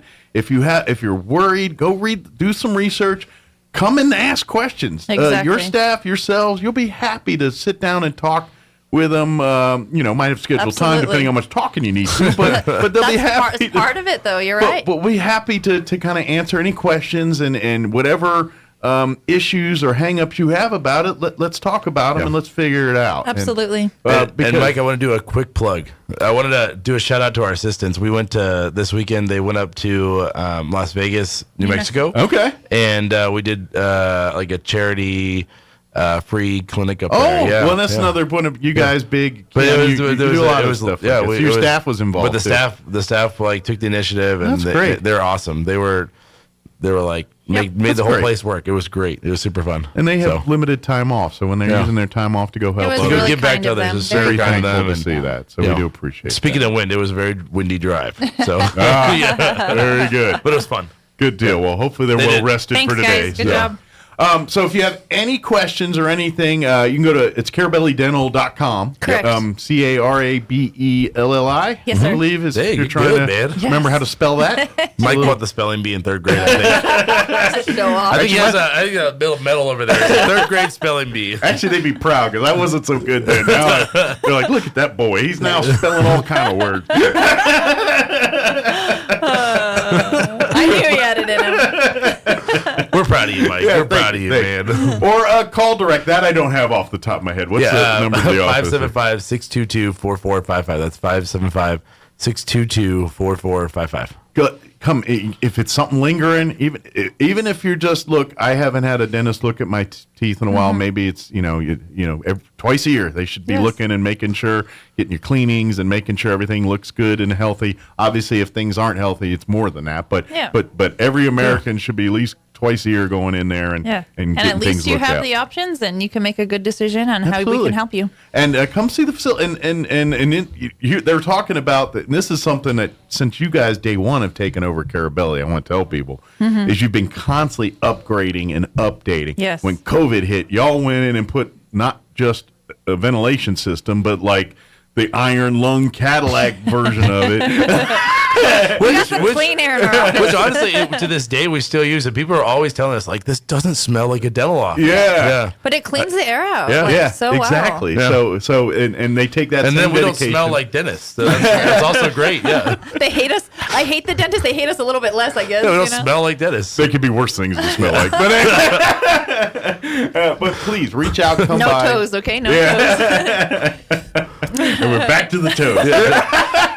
Those poor podiatrists, man. Right. It's like I saw this. I had this patient one time, and he's a colorectal surgeon. Okay. So we all kind of know what he does for a living, and he literally told me, he's like, "Man, the mouth is just so gross. I could never be a dentist." And I'm sitting there staring at this guy.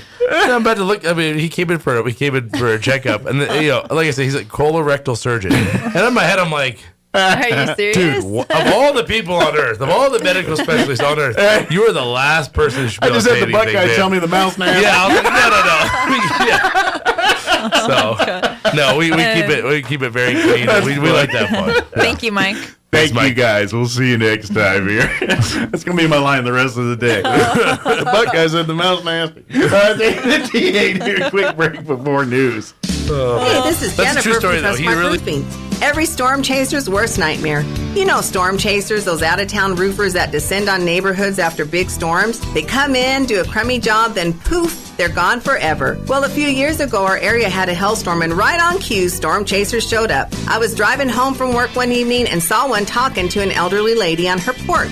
I said, "Not today, buddy." I did a U-turn, pulled in the driveway, and walked right up to them. I warned the woman who they were talking to, and I chased away the storm chaser. The woman's daughter called me later and said a storm chaser ripped them off a few years ago. She thanked me for stopping this one and chose Trustmark for her roof. Trustmark Roofing. Every storm chaser's nightmare. Every homeowner's champion. Call today for your 20% off coupon for our spring and roof gutter maintenance service. 575-755-ROOF or visit TrustmarkRoofPros.com. Trustmark Roofing, we put people first. Your home for Sean Hannity in Roswell. 106.5 Roswell's Talk FM, KEND, Roswell, New Mexico.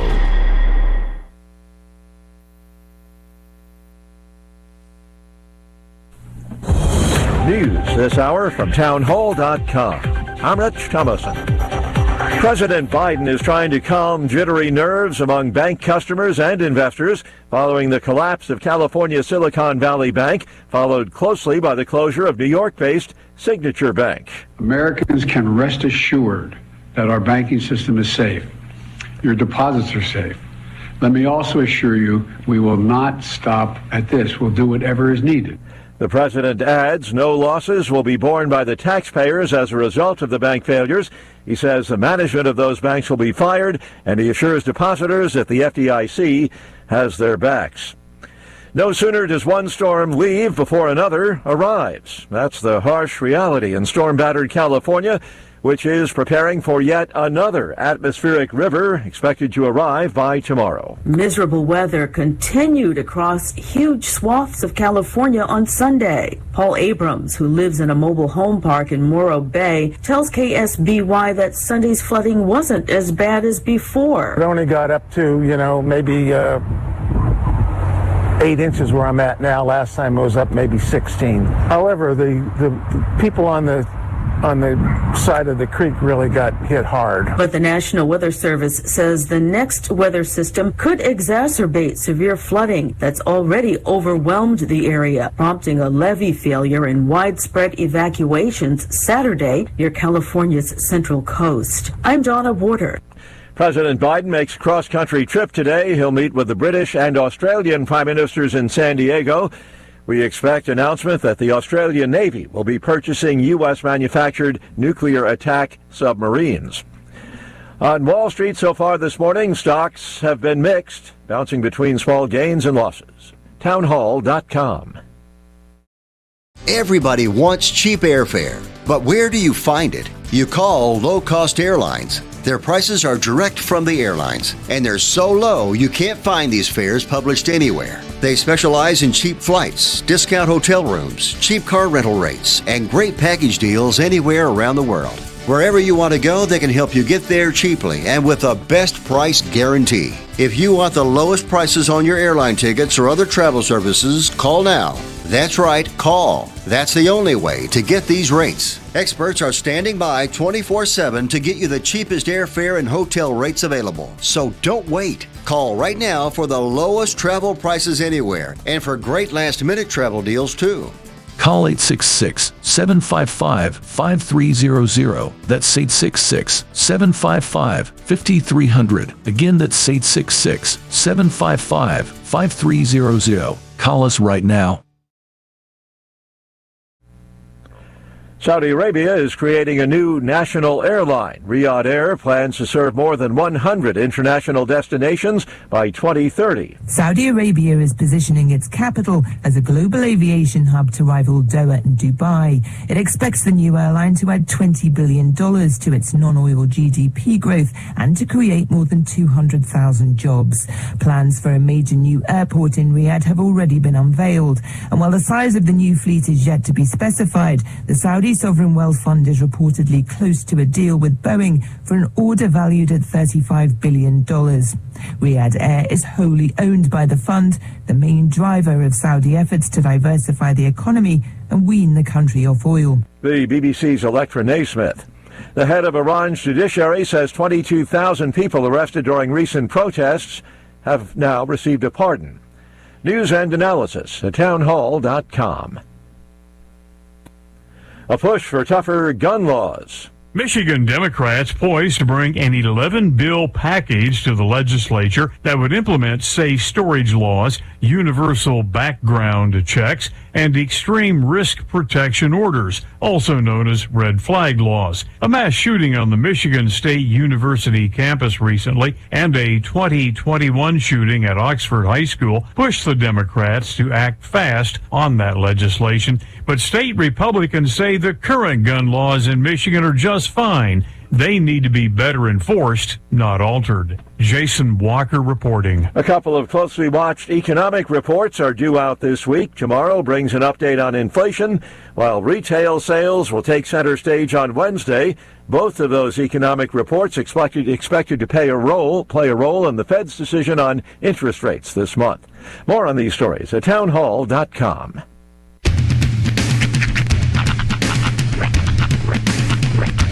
What in the wide, wide world of sports is going on here? I promise you, whatever scum did this, not one man in this force will rest for 1 minute until he's behind bars. Now let's grab a bite to eat. Yeah, come on. feel the hot wind on my shoulder, and the touch of a world that is older. I hit the switch and check the number, I leave it on and then I slumber. I hear the rhythm ringing through it, flamenco guitar and cumbia music. I hear the talking of the DJ, the demolition, what does he say? I'm on a Mexican radio, I'm on a Mexican radio.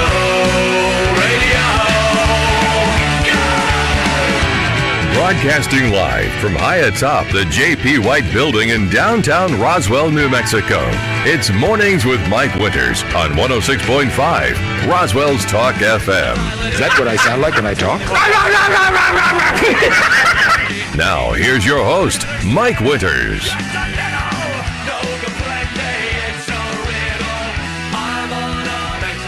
And good morning. It is 6 minutes after 9 o'clock. Welcome to hour number 3. Trace and Myrnos. Mornings with Mike Winters right here on 106.5 Roswell's Talk FM. Happy Monday. Wish I had better news. It's not Friday. It's not fun. It's not exciting. It's saying Friday. But it is Monday. Happy Monday to you. Hope all of you are having an amazing Monday so far. If not, it'll get better. Yes, happy Friday. The week will progress. Your day will get better. But, couple things. Our guests aren't here yet, right? No. Okay. Kind of quiet. I was just making sure before I got into any diatribes or anything. I'm kind of bummed. I haven't watched it yet, but the last episode of The Last of Us. I had to be careful. The Last of Us. No, the last episode of The Last of Us debuted yesterday on HBO Max. Yeah. So I got one episode left. And there's a lot of unanswered questions going into this last episode of the season. I'm assuming they're greenlit for more seasons of this. It looks like it ends exactly where the first game ends. Does it? All I know is, unless they've got a whole bunch of questions that are going to be answered in this final episode of the season, they're going to leave me so hanging. They're probably going to leave you with questions. Probably, and normally in series, I can deal. But when HBO does it, yeah, it's so wrong. Because HBO deliberately makes you wait like 2 years before you find out the next season of whatever. And it doesn't matter what their series is. Sopranos was that way, Boardwalk Empire, the Game of Thrones, and the 37 other series in between Game of Thrones and Boardwalk Empire that I've missed in there. But they do it every single time. Mm-hmm. And so I'm going to get sucked up, and I've already been sucked up into it. I'm into this. I could care less about the game, don't know nothing about it, but I've been just watching the story, and I'm fascinated, and I want to see how it plays out. Well, I think this is more from the game's fault than HBO's fault, because the first game, I know it ends with a morally gray cliffhanger. Not cliffhanger, but like a morally gray ending where you don't know if Joel did the right thing or not. I get that, and I understand that's how you keep them in, and it's all good. I'm fine with that. Yeah. Don't make me wait 2 years for the next season. Get your cast and crew together, and let's get this cranked out. So maybe next January or a time that's a little bit more reasonable, I cannot have to wait 2 more years. Like, what is it now? March. All right, give me the second season here in the fall, November time frame. That gives you more enough time to spend your bazillions of dollars to film this sucker and get it ready to go. You already know it's a hit. You already know you knew day one it was going to be a hit. This is one of those ones, you can kind of say, all right, I get it. If it was a show, you're like, it might be a busto, but you knew. Yeah. You don't bring the characters, the actors you bring in and the people you bring in for something that's going to suck after 6 episodes. You know what I mean? They knew. They could say, all right, let's plan the schedule out here. Last of Us is going to be a hit. Let's start filming in the summer. I don't know. Disney Plus does it a lot. Yeah, Disney Plus is there, but Netflix, Hulu, they're a little bit more on top of that. Yeah. And I think that's going to be how you win these wars of the streaming wars. When all these 72 streaming services get whittled down to 2 or 3, That's how you win them, by doing stuff like this. And HBO is already cutting money and keeping projects and everything else. You want to stay in this game? Don't make me wait 3 years for your content. Give it to me in a more expedient fashion. That's all I'm saying. Sopranos should not have taken 15 years to watch all of it. It just doesn't.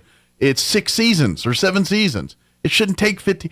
Meadow Soprano was a fetus when this thing started. She was like 35 by the time it ended. You're like, what happened? You're still a high school dog. Yeah, but that was 30 years ago. Yeah. That's all I'm saying. It's just, come on. Don't make me. You know what? If they do this to Last of Us, the little girl in Last of Us is going to be 42 by the time season 2 comes out. She's going to have gray hair and be in menopause, and we're still pretending she's a teenage girl. Right. I wouldn't call the ending a cliffhanger for The Last of Us. But actually, speaking of the little girl, so they have her mom show up.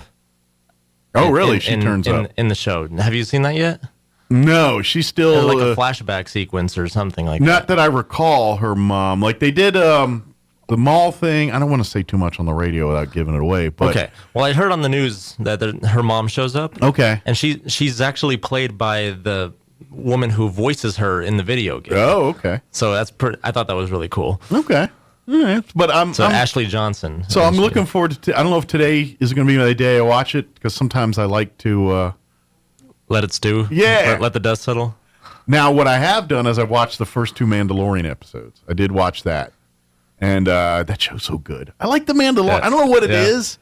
It's just... Did they hit you like with fan service right away? Like maybe. Like here's... Well, it's just... Actually, they kind of bring you a whole lot of other stuff before you get, to feed you into where they're at now. Yeah. And so... I'm just hoping Luke Skywalker isn't like the first thing you see, maybe it's the Mandalorian character. I just like that character. I'm invested. I like him, and I want to see what happens to it's him. about the Mandalorian. Yeah. It's not the Luke Skywalker show. And so when I watch the show, I'm already like in. I'm like, Mandalorian's my boy. I like it. I want to see what he does next. You know what I mean?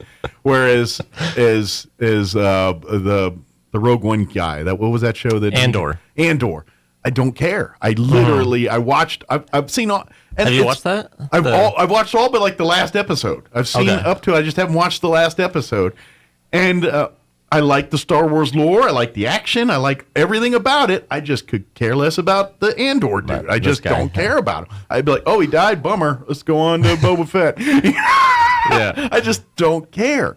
And we're Mandalorian. I'm like, no, Mandalorian's my boy. I like him. He's cool. He's witty. He fights. He kicks butt. But he's kind of, he's got a soft spot for this little green thing. I kind of dig it, Well, he took Baby Yoda away in season 2, right? So, though he's not going to be around. I'm guessing. No, he's with him. That's the thing. He's with him. He's still with Mando. And well, the premise of season 2 is, you remember he showed his face to the Baby Yoda there, right?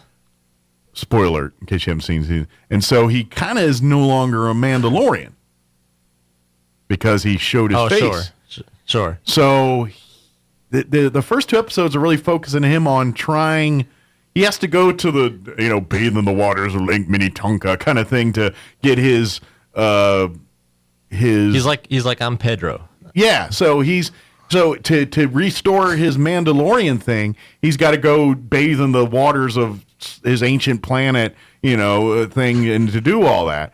So that's where these first 2 episodes, it's him trying to get, and allegedly the place of which he's supposed to bathe in doesn't exist. It was destroyed or poisoned, and he's, saying, I beg to differ. I got to try. This is the way. And he does that, And so that's where their premise of the show is going on it. So, but Baby Yoda's with him the whole time. I can't remember. I got to go back and watch. Because, I thought he was giving him up, but I guess he didn't. And now he's like Baby Yoda daddy.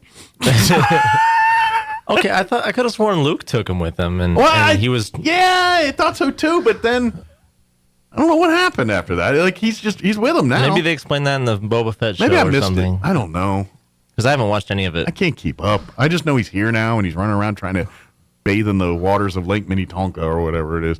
Yeah, that's all I know. So more Star Wars stuff. But I like The Mandalorian. I can't help it. That one I like. That's one of my favorites. Well, cool. Crystal is right. Is your husband with you too? This is the way. Can I call him via phone because he can't leave office because somebody didn't show up? Okay. Yes. But I can also talk because I have all the info. Okay. What we can do is, to be honest, can I call him? Yeah. And that way we'll Bluetooth him in, and that way we can hear him that way. So we'll do that. So Crystal Noble and her husband John Noble via Telly will join us wearing Roswell seed hats today.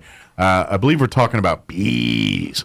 Bees, yeah. And so we'll be talking about... Maybe you can get Jim Gill on the phone. Well, they have a very limited window. Like through the 15th, I think you can order your bees. So we'll talk about that. Have you ever explained that joke on the? I think I have. On the radio? What it is why I do that, is there's a movie that's bad. Whatever phone number you give me.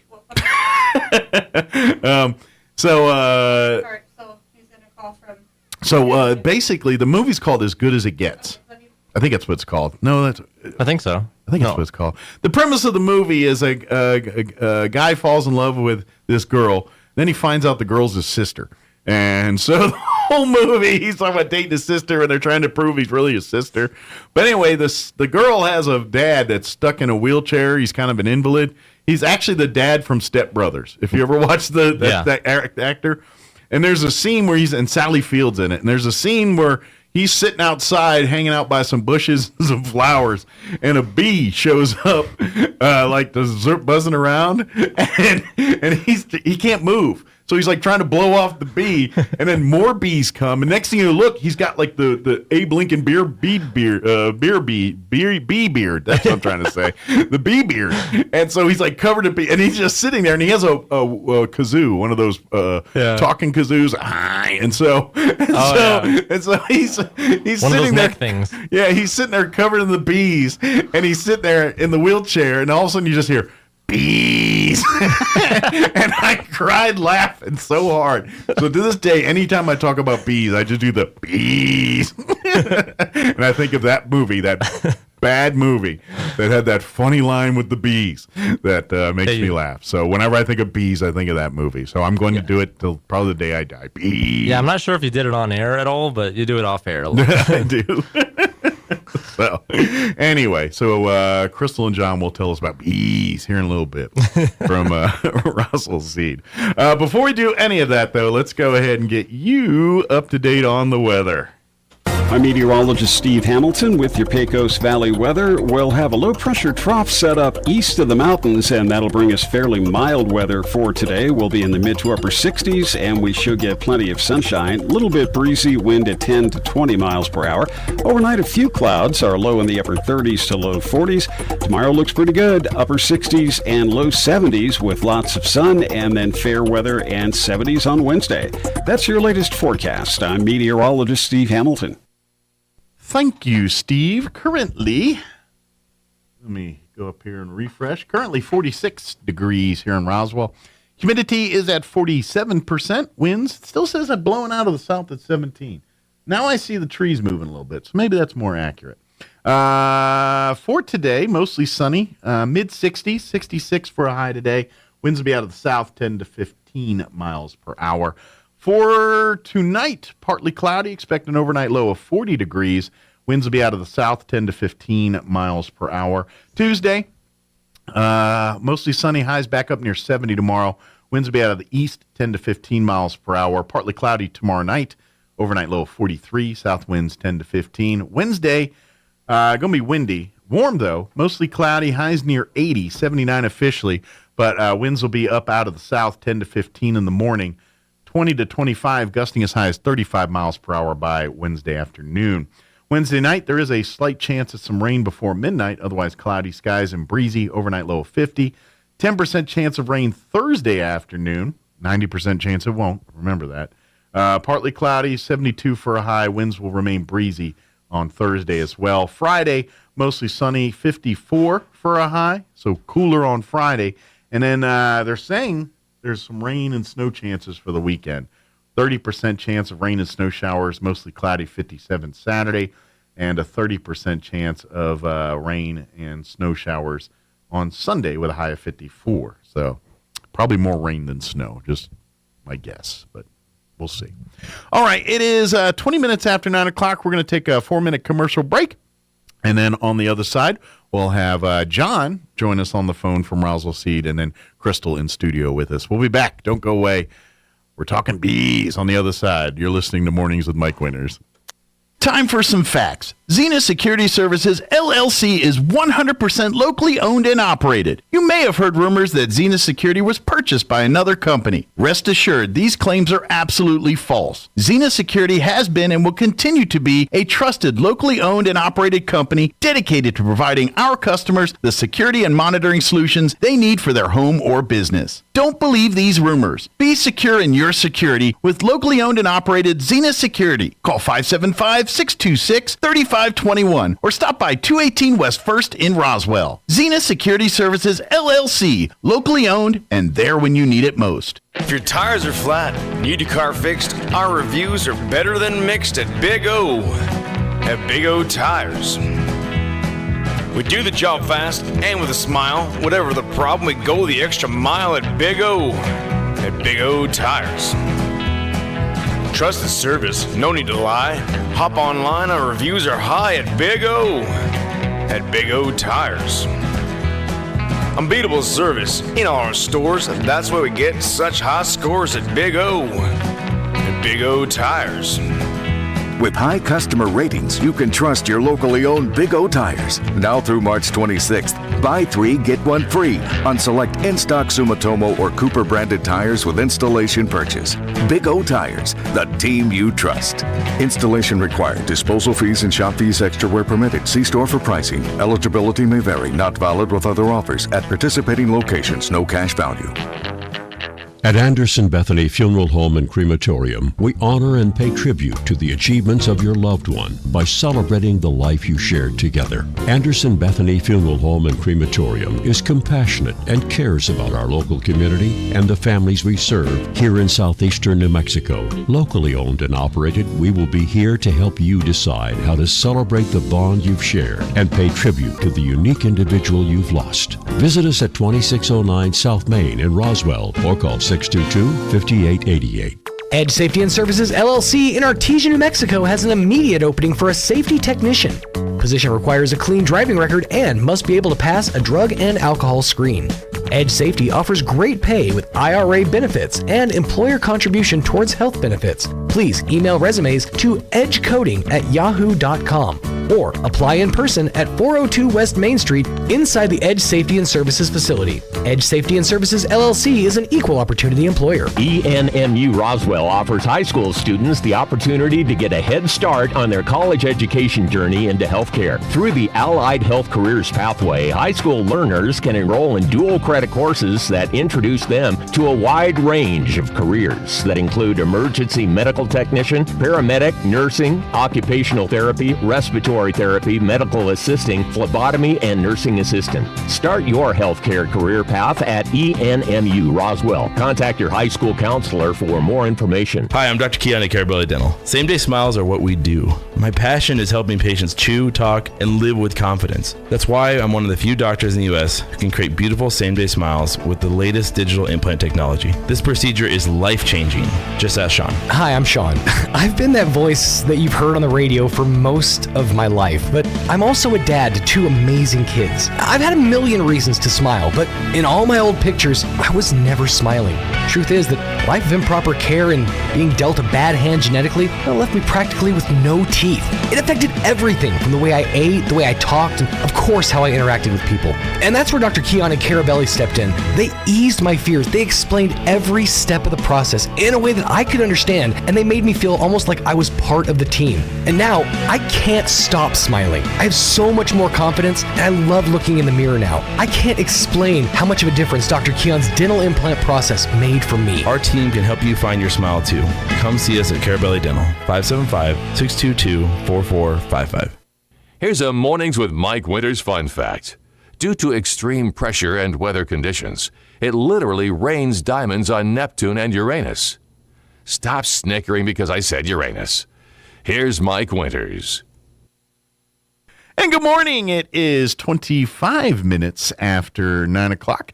And joining us in studio, Crystal Noble, not wearing her Humane Society hat today, wearing her Roswell Seed. Well, John's shirt, actually. Yeah, well, hold on. Because the name tag does say John on it. There, I am identifying as John today. All right. Well, we got John and John joining us in studio. No, and joining us on the phone is her husband, John Noble, from Roswell Seed. Good morning, guys. Good morning. How you doing? She's got your shirt on today, so we're both. Yeah, she sold it this morning. I told her she's doing, Roswell Seed. She has to represent, and she wouldn't wear my ball cap because her hair is done. So I was like, all right, fine, take one of my shirts. Yeah. She already took one of my jackets, so it's pretty soon she's gonna be in my work boots and stuff like that. I mean, it'll be inevitable. Next thing you know, every time she comes to visit, you can go on lunch break. She'll just be you for 30 minutes, and then you can go on lunch.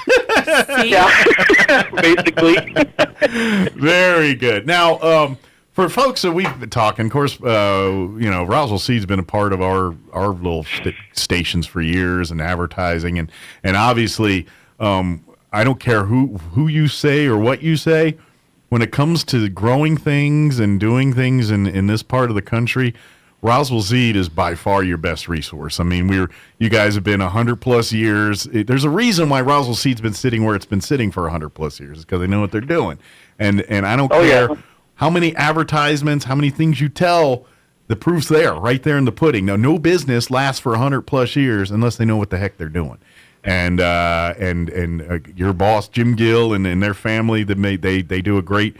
They're just great business owners and great people. So, and the fact that it's been around for 100 years is a testament to that. Now, obviously, Jim's not the one. They're older, 100 and some. There's been a lot of them, but not all 100. But you know what I mean? Yeah, he's got a few years in, but yeah, this marks year 125 for us, I think. Wow. See, we're the oldest business in Roswell, supposedly, and then we're the oldest family-run business in New Mexico. That's amazing. Supposedly. But if you talk to Dad, he's like, well, they ain't never been to Corona. So it's kind of like, okay, great. But I guess I have never, I only went through Corona one time, but Dad said, there's a lot of, houses with, that's the business, is the house. And sure. They run it out of the front room type of deal. And, sure. you don't go there after dark because you're not a Corona resident, and they will basically kind of usher you out of town. Well, it's also their home. Yeah, basically, more or less. But yeah, we are one of the oldest, and 125 years of trial and error, a lot of error. Absolutely. But I mean, for the most part, we try to help out people with everything. I mean, and the funny part about it, we help out some of the big box stores here too. If you've been to, so you bail everybody out, huh? Flowers. Yeah, the flower. Well, does this flower grow? No, that flower does not grow in this region. Exactly. Well, what about that? I have no idea what that is. Well, what do you suggest? Dig a hole, plant it, water it. See what happens. I don't know what else to tell you. Yeah. But we try to, because we do understand that there are some things that we carry. It is very expensive, they can buy it, somewhere else, and it's cheaper. Well, great, go for it. But here, we're the first ones to tell you, okay, here's the things to watch out for. This, and this type of deal. And people are like, "Are you serious?" It's like, yeah, we're just joking. We just want to like say to that. put you on your toes for no reason whatsoever. Yeah, type of deal. It's kind of like, it's Tuesday. I figure I'll just mess with you. No. But yeah, I mean, there's a lot of things. But people have to realize that, Roswell, Travis County, I mean, we're kind of an anomaly. Our soil and water change so much from north side to south side. Yeah. People don't realize it. If you live up on the northwest side, the Enchanted Hills area, you're dealing with caliche. Mm-hmm. You live over on the far west side, you're dealing with rock. South side, base area, like we got a lot of people that come in, nothing's growing. Yeah. Well, back in the day, they didn't have EPA. Lawns were not a thing. It wasn't, there was more valuable things to do than be able to have a lawn in the front of your house. Sure. So, they changed their oil. in their front yard or in their backyard and just let it drain on the ground. You know, there's multiple things to deal with in certain sections of just our town. You know, our Not water to here is mention, very it brackish. used to be a military base, and Lord knows what they were dumping and doing. You know what I mean? Back when it was a military base. You know? Oh gosh, yeah. You know, I remember when I was in a military base, all the stuff that went on that wasn't supposed to. But you know, exactly. There was many a beer poured out when first sergeant come walking around. I tell you that right now. Although I heard that makes grass grow better, but that's just. Oh yeah. Yeah. I'm pretty sure that if we had gardeners or greenkeepers, they just love us.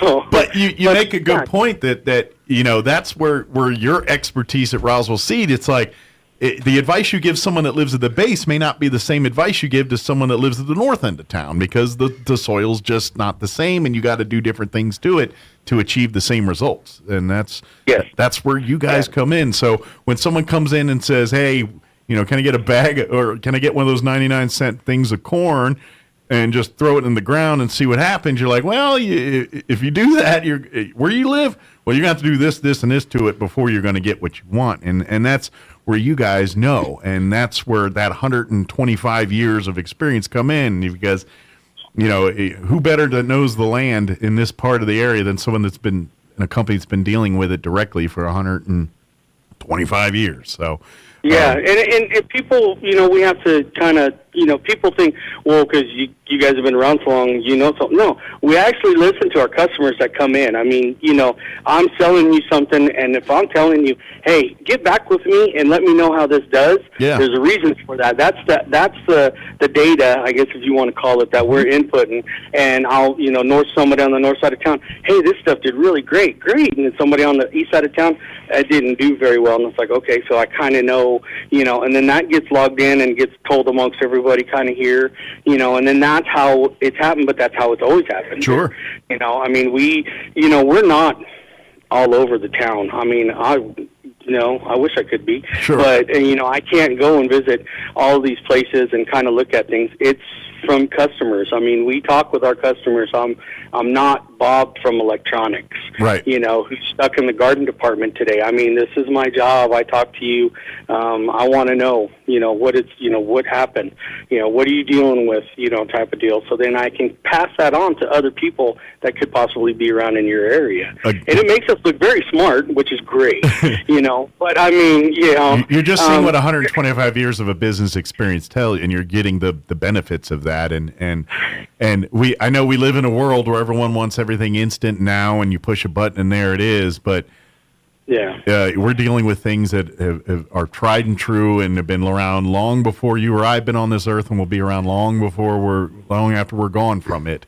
And that's what the lessons and things you're teaching at Roswell Seed and showing. It's like, hey, you know, we can computerize and science everything out of here, but at the end of the day, this is the cocktail, the combo of 100 years of, you know, doing things here. We just, you know, this is the experience that we've gathered to get the best results, and that's when you go and ask a question, that's what you get. And it's more evident kind of now, you know, with the cannabis and things like that. We do not know anything about that, and we have people that come in and they're constantly asking us, and none of us do any of that. So, but don't have 125 years experience of growing weed. Don't have that. Yeah. But you know, I am trying. You know, for those people out there, I am trying to bring in a fertilizer for them because it is so different and complex. Sure. And not that we condone it, but we still have an obligation to help people grow their crops, whatever it might be. It is a legal We have crop. that obligation. Yeah. So we're looking at possibly another venue or an avenue, and you know, and if you ever try to get something by Dad that's new, good luck. It's like asking Congress to wear pink. It ain't gonna happen very easy. So, I mean, I have to have my ducks in a row to bring something forward to him, for him to be able to say yes or no. And we are actually trying to help out, and not just not just those kind of gardeners, but I mean organic gardeners in general. We try to cater to them too, because they don't want this fertilizer or that fertilizer. And then the everyday gardener is just kind of like, I just want it to grow. Sure. But these people that do like the organic gardening and stuff, it's very scientific. They have to have certain enzymes. They have to have a certain nitrogen. They have to have a certain phosphate and stuff like that. And we really kind of go out of our way to try to find stuff for them to bring it into them to where they'll be able to grow, you know, the way they want to be able to grow their stuff. Absolutely. So that kind of makes it, and with some of this other stuff, I mean, it is so scientific. I mean, we're those Roswell seed boys. I mean, years ago, we got labeled that nickname because, you know, we done some pretty wild stuff. Sure. I mean, you know, and now, you know, we're still the Roswell seed boys, but, you know, we're a little bit more scientific. Y'all have learned your lessons the hard way, if that makes sense. You know what I mean? Like, you've spent 100, and I mean, not you personally, but as a company, spent 100 years, you know, taking, you know, selling, taking the advice, doing the things yourself, and so really, you're just I don't plug everything into a computer. I'm just taking 125 years of living, breathing experience and using that data, which, by the way, all your computers in science, the same thing. It's just now they have a better way of annotating it and recording it. But, you know, at the end of the day, the scientists that decided this, they started out by mixing this and see what happens. Oh, yeah. And we've done that here, too. I mean, we've had a couple of cool explosions. Oops. Sorry about that. One thing that people don't realize, you know, A plus B equals C. Exactly. Is Roswell Seed actually germinates seed there in-house. Okay. And then they also send it off to 2 other labs to have it germinated as well, so that way they can tell you this germinates out at 95%. Okay. So it's not just, they're not the middleman buying seeds and selling seeds. They're growing and making the seeds that you put in your soil. Yes. Yeah, and it's usually the lowest man on the totem pole who gets stuck doing that. It's not a fun job. It really is not. You know, especially when you get into like carrot seeds and stuff. I mean, it's very minute, and they have to put them on trays. These little small, they're little 50 indent trays. They got little 50 indents in them. Okay. And then we put them in our germinator, and we germinate them, and we have to watch them, and then we come up with an average. So that when you have like a seed selling average, every seed kind of has a different average. I mean, we have seed here that if it germinates at a 55%, it's sellable. You know, on us, no. Dad, if it's not above a 70, it's not going to be sold. So that's why, you know, we do it. It's been that way for I don't know how long, probably 100 years. Going above the standard. Yeah, and then so we germinate all of our own seed, and then the seeds that are questionable, we will send off. We send it off to 2 separate laboratories. We send it off to a place called Halsey, and then another New Mexico State. We'll send it off, and then we'll get their numbers back and decide, you know, what it's going to be.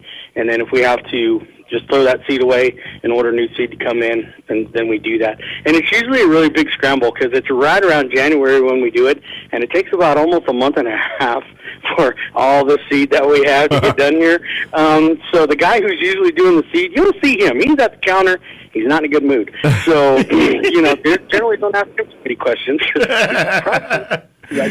Probably a little cranky. Yeah, he's a little stressed out. He's pinging, you know. So it's kind of like, you know, you got to earn your bones. Sorry, man. You know, all of us have done it. That's you know, exactly true. Yeah, you got to work your way up. But we try to, you know, keep up.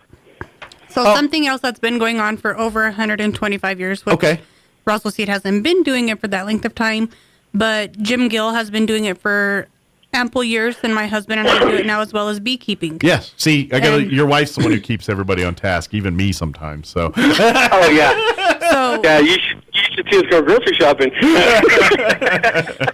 Upcoming April I can get 15th. lost in the cereal aisle for like 10 minutes, you know? Like an hour. Yeah. But anyways, babe. I just go right to the chocolate. Yeah. We have bees coming in April 15th. Good deal. If you are not a beekeeper and you want to learn about it, go down to Roswell Seed, talk to John or Jim. I'm not there all the time, but I'm there sometimes. When she's not at the shelter at the Humane Right. Society. If you want to know about bees too, you could go to the shelter too. But for the most part, John and Jim are going to be the two that can give you the most info. Good deal. If you've already established a hive and you want to add a hive, you can call down to Roswell Seed and get on the list to order a new queen. So you can split your hive, or you can order another box. Are they going to have the nukes ready, or are we no nuking? Last I heard, yes, but it's going to be very limited between a bee weaver queen and an Italian queen. So the company that we go through is called Bee Weaver. They've been doing bees for, I don't know, like 50 years, 60 years. And they have genetic their own queen. It's basically an Italian queen that's like really in good shape. How about that? That's the best way to put it. It handles the temperatures a little bit better than the Italian queen does. Okay. So it's better more for Italian Southeast queen, Mexico, more. Yeah, because in Texas it's lush and paradise there. Here it's awful. Yeah. Yeah. You get them from, because we got to go all the way to Navasota, Texas to pick them up. And then, so it's like eating there. It's gorgeous. It's green. After about 2 weeks here, they're pretty ticked off, you know. I mean, they're not really happy. It's cool. Funny thing, when you go pick up the bees, like when we're beekeeping here, we suit up. You know, we have our thick jeans on. Sure. We have the denim shirt, the veil. The mask and all that. Or my husband and I have jackets and gloves. There, you don't. Like, you walk around in just your normal clothes, pick them up, move them around. They're so calm, so just interested in you. Do they give you at least the smoke to keep them calm? You don't have to do that. Okay. Because it's so wonderful there. Because it's nice, it's humid, it's green, it's flourish. They're just happy. They're happy. They are happy. Yeah, they're happy. When they come to New Mexico to the desert. Yeah, they change the tune real quick. Then they're like, So we suit up here, but we don't suit up there. Gotcha. Now, if you don't have any bee equipment, or you need a beehive, Roswell Seed has full beehives already assembled. Okay. And then they have the supers assembled, which is the box that goes on top. So that's what you take to harvest your honey. Okay. Yeah, because all I know is I see the box and those things look like air filters you pull out that collects. Those are called frames. The honeycomb. Yeah. You can get a complete hive built and already assembled for $188.33. Okay. And then that's what you put your new box of bees in. And then it comes with the top. Okay. Once you've established your hive and they haven't flown away or whatever, if you want to actually collect the honey so that way you can have fresh raw honey, sure, that's when you need to get a super and add that on top. Okay. And then that's what you take, because the bottom box is where they have the babies. Okay. And that's their food that they survive on. That's their habitat, basically. That is their habitat. That is their home, and you don't invade that box. Gotcha. And so when you actually extract the honey, you're going in from the honey spot, not going into their home saying, hey, what you got in here, and then making them more angry and probably So getting my husband stung. says we go and re-rob them from their honey. I take it as we're repurposing it. Yeah. So here's the catch, though. If you want to get involved with the, getting bees and all that, the deadline to get your orders in is like coming April up. 1st. So so it's been extended, because I think the ad was saying March 15th, the one I heard. No, we pick up bees April 15th, but the place we pick them up from has to know by the 1st of April, correct? Yeah. Okay, so generally, April 1. What I'll do is I usually send off what we refer to as a hard order. We're going to get 45 packages, and then I can add to it. I just can't subtract from it. Okay. So I just kind of generally, figure out how many packages we have right now, which I can't even tell you how many. A lot, I know that. And then I'll add like 5 or 10 more onto that. Okay. So when people call in, hey, I want one, and we always have the people that I'm not going to be able to get it. Okay, that's fine. I can't subtract those packages after I place the order type of deal, but I can add to it. And then we just kind of go from there, because we have people that come from, we had a guy last year, he came from Washington State. Oh, wow. Pick up, and I was freaking out. I was all like, are you kidding? He was all like, nobody has bees. And I'm like, you've got to be joking me. You're on the West Coast. And he was all like, yeah. Drove 2 straight days to get here, loaded up 3 thermoses full of coffee, picked up his bees, and he was trucking it 2 straight days back. Wow. And You know, we get people like, they'll come in from Farmington, Durango, you know, places like that. We get that. That's a long journey. Sure. But for this guy, I was all like, man, hat off to you, bro. You just, okay. And he kind of stuck around for a little bit, and people that, you know, we called and, oh, yeah, well, I'm not going to, you know, you want more bees? Here's some more bees. You know, I mean, he loaded up, I think, like 6 packages, and he bought like 4, and we gave him like 2 extra. Wow. But, I mean, it was just like, it's kind of when you start talking to these people and they're saying, you know, yeah, we have no bees in our area. And it's kind of like, you got nothing there, like nothing pollinates. And it's like, wow, that's kind of crazy. So you do get these people that are coming in and they're getting the pollination bees and they want it for pollinating, but then they kind of, you know, once you start getting into it, I always tell people it's an expensive little hobby to start off with. Sure. But it's kind of like a tattoo. You know, when you get one tattoo, you get another tattoo. Then you get another tattoo. And it's the same thing with beekeeping. You end up with 1 box, and 1 box turns into 2, 2 turns into 4, 4 turns into 8, and then when you're like us, you're just like, ding, that's it, we're done. No more boxes. Well, 3 more. Oh, come on, you know, and it's, you know, we only get 1 day off, and that whole day is committed to bees. And you literally have honeydews. We do. Yeah. Literally. Yeah. There you go. Get the honey. Don't get any ideas. No, dear. Because that's going to be on the next little, you know, sticky note in the bathroom. Honeydew. You know. But we do. You know, there's a lot of people that are starting to kind of come around about it, and you know, we're happy.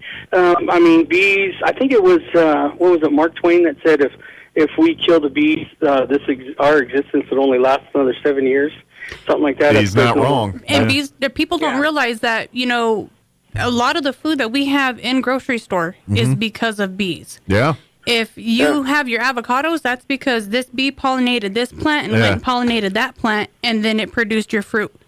You can't have tomatoes without some type of pollination. Well, you can self-pollinate, but not everybody knows that. And you don't get the results probably you don't. that you'd hope with the natural natural. And you know? It's Morgan Freeman that went and bought an entire like 100-acre section and had like 500 bees, like hives, put on this section, and he planted it with full of just flowers that the bees would pollinate. Oh, nice. So that way it's called saving the bees.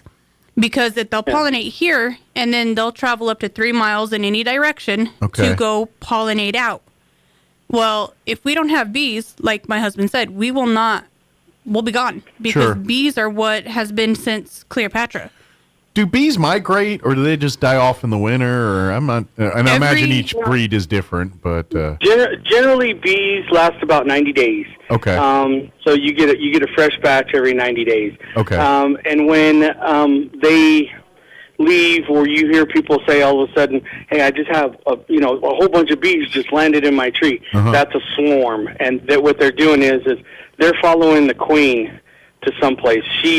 This is why men never ask for directions, and women are always one asking for directions. They'll follow the queen to a spot that she finds suitable, and then that's where they'll start making their home. Okay. But to get there, it's just kind of like anything else.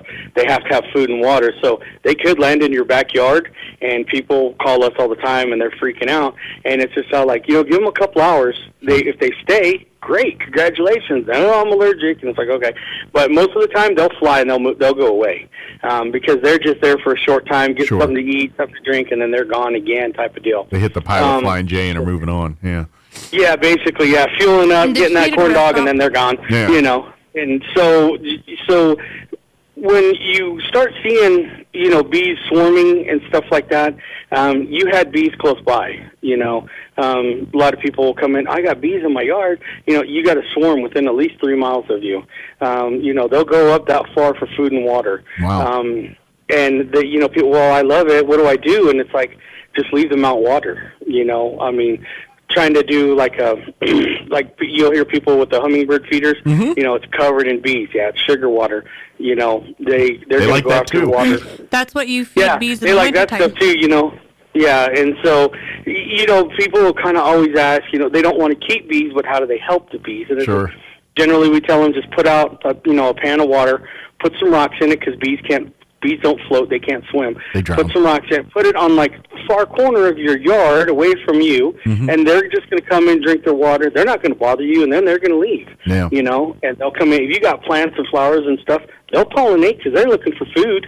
Yeah. You know, and then they'll go ahead and go back off. Be accommodating. So, yeah, basically, you know, you're just kind of like an Airbnb for them. Congratulations, you know. And so, but I'm really starting to see within the past 3 years, been starting to see the importance of people are actually taking into this. It's not like we're going to change the environment overnight, but you know, locally, you know, there's a lot of people here, and you'll hear the old wives' tale. You know, you eat local honey; it helps with your allergies, and that is true to a sense. Okay. We had, I don't know, this doctor, he came in, he was from, I forgot where, some big university, but he was just passing through, saw we had local honey, and just started giving us the rundown on it. So basically what happens is I think it's your pancreas that secretes the enzymes that fight, like, your allergies and stuff like that. Okay. Well, the honey makes the pancreas produce stronger, more enzymes that fights off all this stuff. That's why they tell you to eat the local honey. Makes sense. So you're getting a roided up batch of stuff to fight the allergies. Basically, a teaspoon of honey keeps your allergies away. Nice. But again, that you benefit that from local, not just any honey. No, it has to be local raw honey. Gotcha. Because they're pollinating on what is triggering your allergies. Okay. Like if you have hay fever, you know, you got bees out in hay fields because they're pollinating the alfalfa. And then if you eat that alfalfa hay or honey, that's going to be putting it into your body. So by default, the bees kind of carry a natural antibody for it, so they produce that when they make the honey. Right. Interesting. Yes. Nice. Yeah, anything that you like. If you go to Ruidoso, they have like what they refer to as apple honey up there. Oh man, it's so good. It's delicious. I trade honey with that gentleman up there. You'll see it on some of the roadside stands and stuff like that. And then we have people that, you know, far north end of town. Their honey tastes completely different than our honey. Raw natural honey tastes different from all over the place. Okay. I have some friends that are in Artesia. Their honey, it comes black as night. I mean, it's dark. And it's from mesquite, basically. And it'll, you know, they're out there kind of in the wild. And so that honey tastes different, you know, than everything else, you know, type of a deal. So if you do get a chance, and if you like honey, you could go around to different places and stuff, find it, make sure it's raw honey. It's not pasteurized honey or anything. Sure. And once you go to raw honey, you'll never go back to store-bought honey.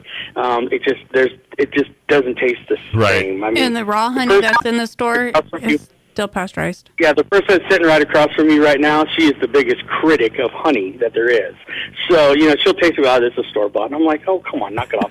No, taste it. No, this is store-bought. And I'm like, oh, geez, yeah. Hold your pinky out while you're eating your French toast, why don't you? You know, type of deal. So, I took our own honey with us one day. Did you? Yeah, we went to go have breakfast or somewhere, and I had a little bottle of our honey in my purse, and he goes, was what are it you in doing? A bear? Yes, we had the squeeze bottle. Nice. And I pulled it out, and he goes, what are you doing? I was like, I don't want their honey. And he just looked at me. The bad part is that she gave it to these two ladies across from us, because the lady was looking, she was like, oh, is that real honey? And she said, oh yeah, you got to try this. And I'm thinking to myself, you know, we're in the restaurant, and then we're going to have all these people. Right. You know, this is going to be bad. They're going to kick us out, you know, because we're not eating the restaurant honey. The benefit of eating in Roswell is most of the restaurants we eat at are locally owned, so they're not going to complain if you're, you know, getting people to order sopapillas because you're giving them real honey. I don't know. Maybe she can sell them a few bottles and they can just use it at the restaurant. We did. We sold. That was just a thing. You know, I mean, we were sitting there doing that. I mean, she wasn't even going to leave that bottle of honey there for those people. It's kind of like, well, this is going to cause a riot, you know? Take your honey and leave. You know? Right. Yeah, she wouldn't have been, oh, here, out of the kindness of my heart, I'm going to give you, hell, she ain't going to do that. She'd be like, no, you know, here, I'll give you 2 squirts on one thing and then mine. You know, type of deal. Like, I'll give you a taste. We got couples to come and get raw honey. I love it. I would get it. Yeah. I would love that. Well, Christmas comes at least. I usually have, usually every year we donate like 4 or 5 jars to the thrift store. Nice. For people to buy. So, and then I don't know be on the lookout. if they're doing it, but Poor Claire's Oh, cool. We set a hive up at Port Claire's last year for them, and they're not selling their honey, but you make a donation and they will give you that honey, and they have really, really good honey, very good honey. Speaking and it helps of them the out. different tasting of things, like our honey, our bees are off of East 2nd Street, so they're out in like fields, like acres, fields. Okay. So in Port Claire's, when we help them set it up, like they have like the Eden. It's like going back to Navasota. Okay. You know, they've got flowers, they've got crops, they've got corn, they've got everything essential Probably to make. happier bees. They are. They don't even. Oh, very sit up. happy. Yeah. They sit next to the bees and read to them every day. It's funny because, you know, I'll get messages from Sister Immaculata telling me, you know, oh, the bees are happy today and, you know, just all kinds of fun stuff. Right. Well, when they harvested their first set of honey, they sent us a jar to taste. 100% different taste. It was light with red in it because they were pollinating on different flowers. Well, we gave them some of our honey when we harvested ours, and ours was thicker and a little bit darker. Okay. Completely different taste. And they're literally only 6 miles apart. Interesting. Getting back to that soil and everything we were talking about, and just the climate and the plant life that was calling it home already in those places made a difference. And there are the honey. certain flowers and plants that you can plant that will make the bees thrive a lot more and will also help them pollinate more. I have a book, and I need to take it back down to Roswell Seed so my husband can have it there. That will tell you it's 100 flowers and plants and trees, actual trees, to plant to help the bees. And it'll tell you what not to plant and what to plant. Okay. In southern New Mexico. Nice. So if you live, let's say, in Colorado and you want bees, this book will tell you what to plant in Colorado. Okay.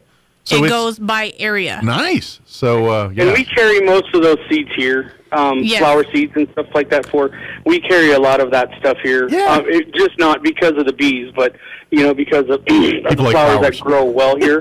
That it's kind of a double whammy for us. You know, it's good for bees, and because a lot of that, when she got that book, I was waiting, because she was spending so much stuff in the store that we were at. Oh my goodness. She was having fun, and the girls were having fun with her, and I was having a heart attack. But there was a lot of flowers that I didn't really even know about in this area. And we hear people come in and talk about it, but they don't know what the flower name is. It's that thingy with the white stuff in it. And it's like, that's me. That's me, 100%. And then now we can kind of pinpoint it down and tell, because we do have a lot of people, I want to plant flowers for bees. It's like, okay, this is what you need. You know, this, and this type of deal. And they're happy with it, and they get bees. Some people get more bees than they were expecting, but, they're okay with it and stuff. So if you have a bee question, give us a call. We can help you out with it.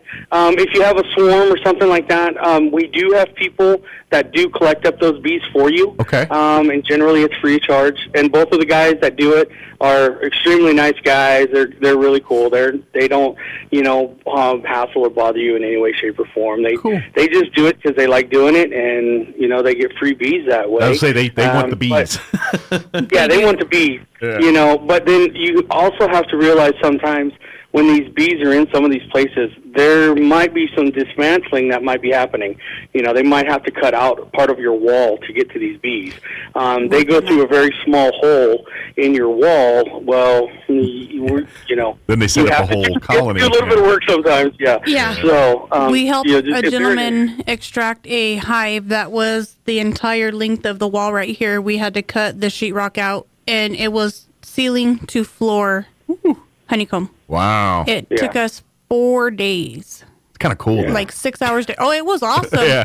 I was like, whoa. Yeah. But, you have to be very careful. You've got to find the queen, because if you don't find the queen, it's just going to restart all over. Sure, yeah. You're just wasting your time. Ironically, my husband, who's been beekeeping longer than I have, he can't find a queen. Ooh. I can. You're the queen finder? Yes, he tells me, go find the queen. I'm like, all right.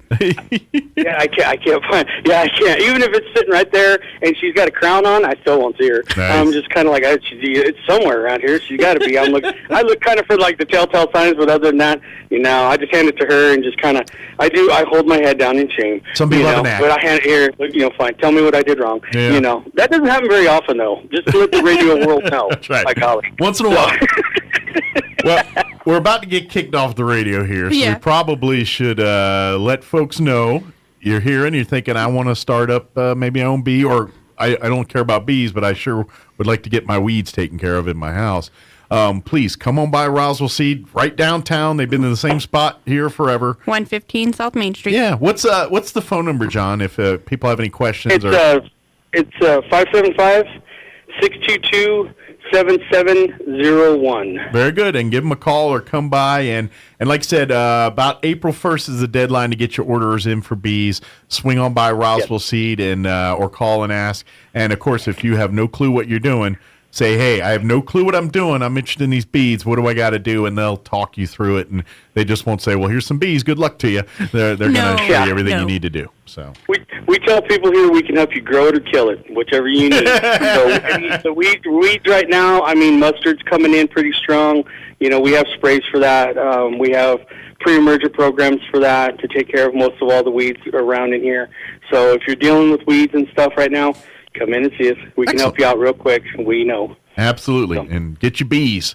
Now through April 1st. Get your bees on. Get your grass seed right now, too. I mean, if you plan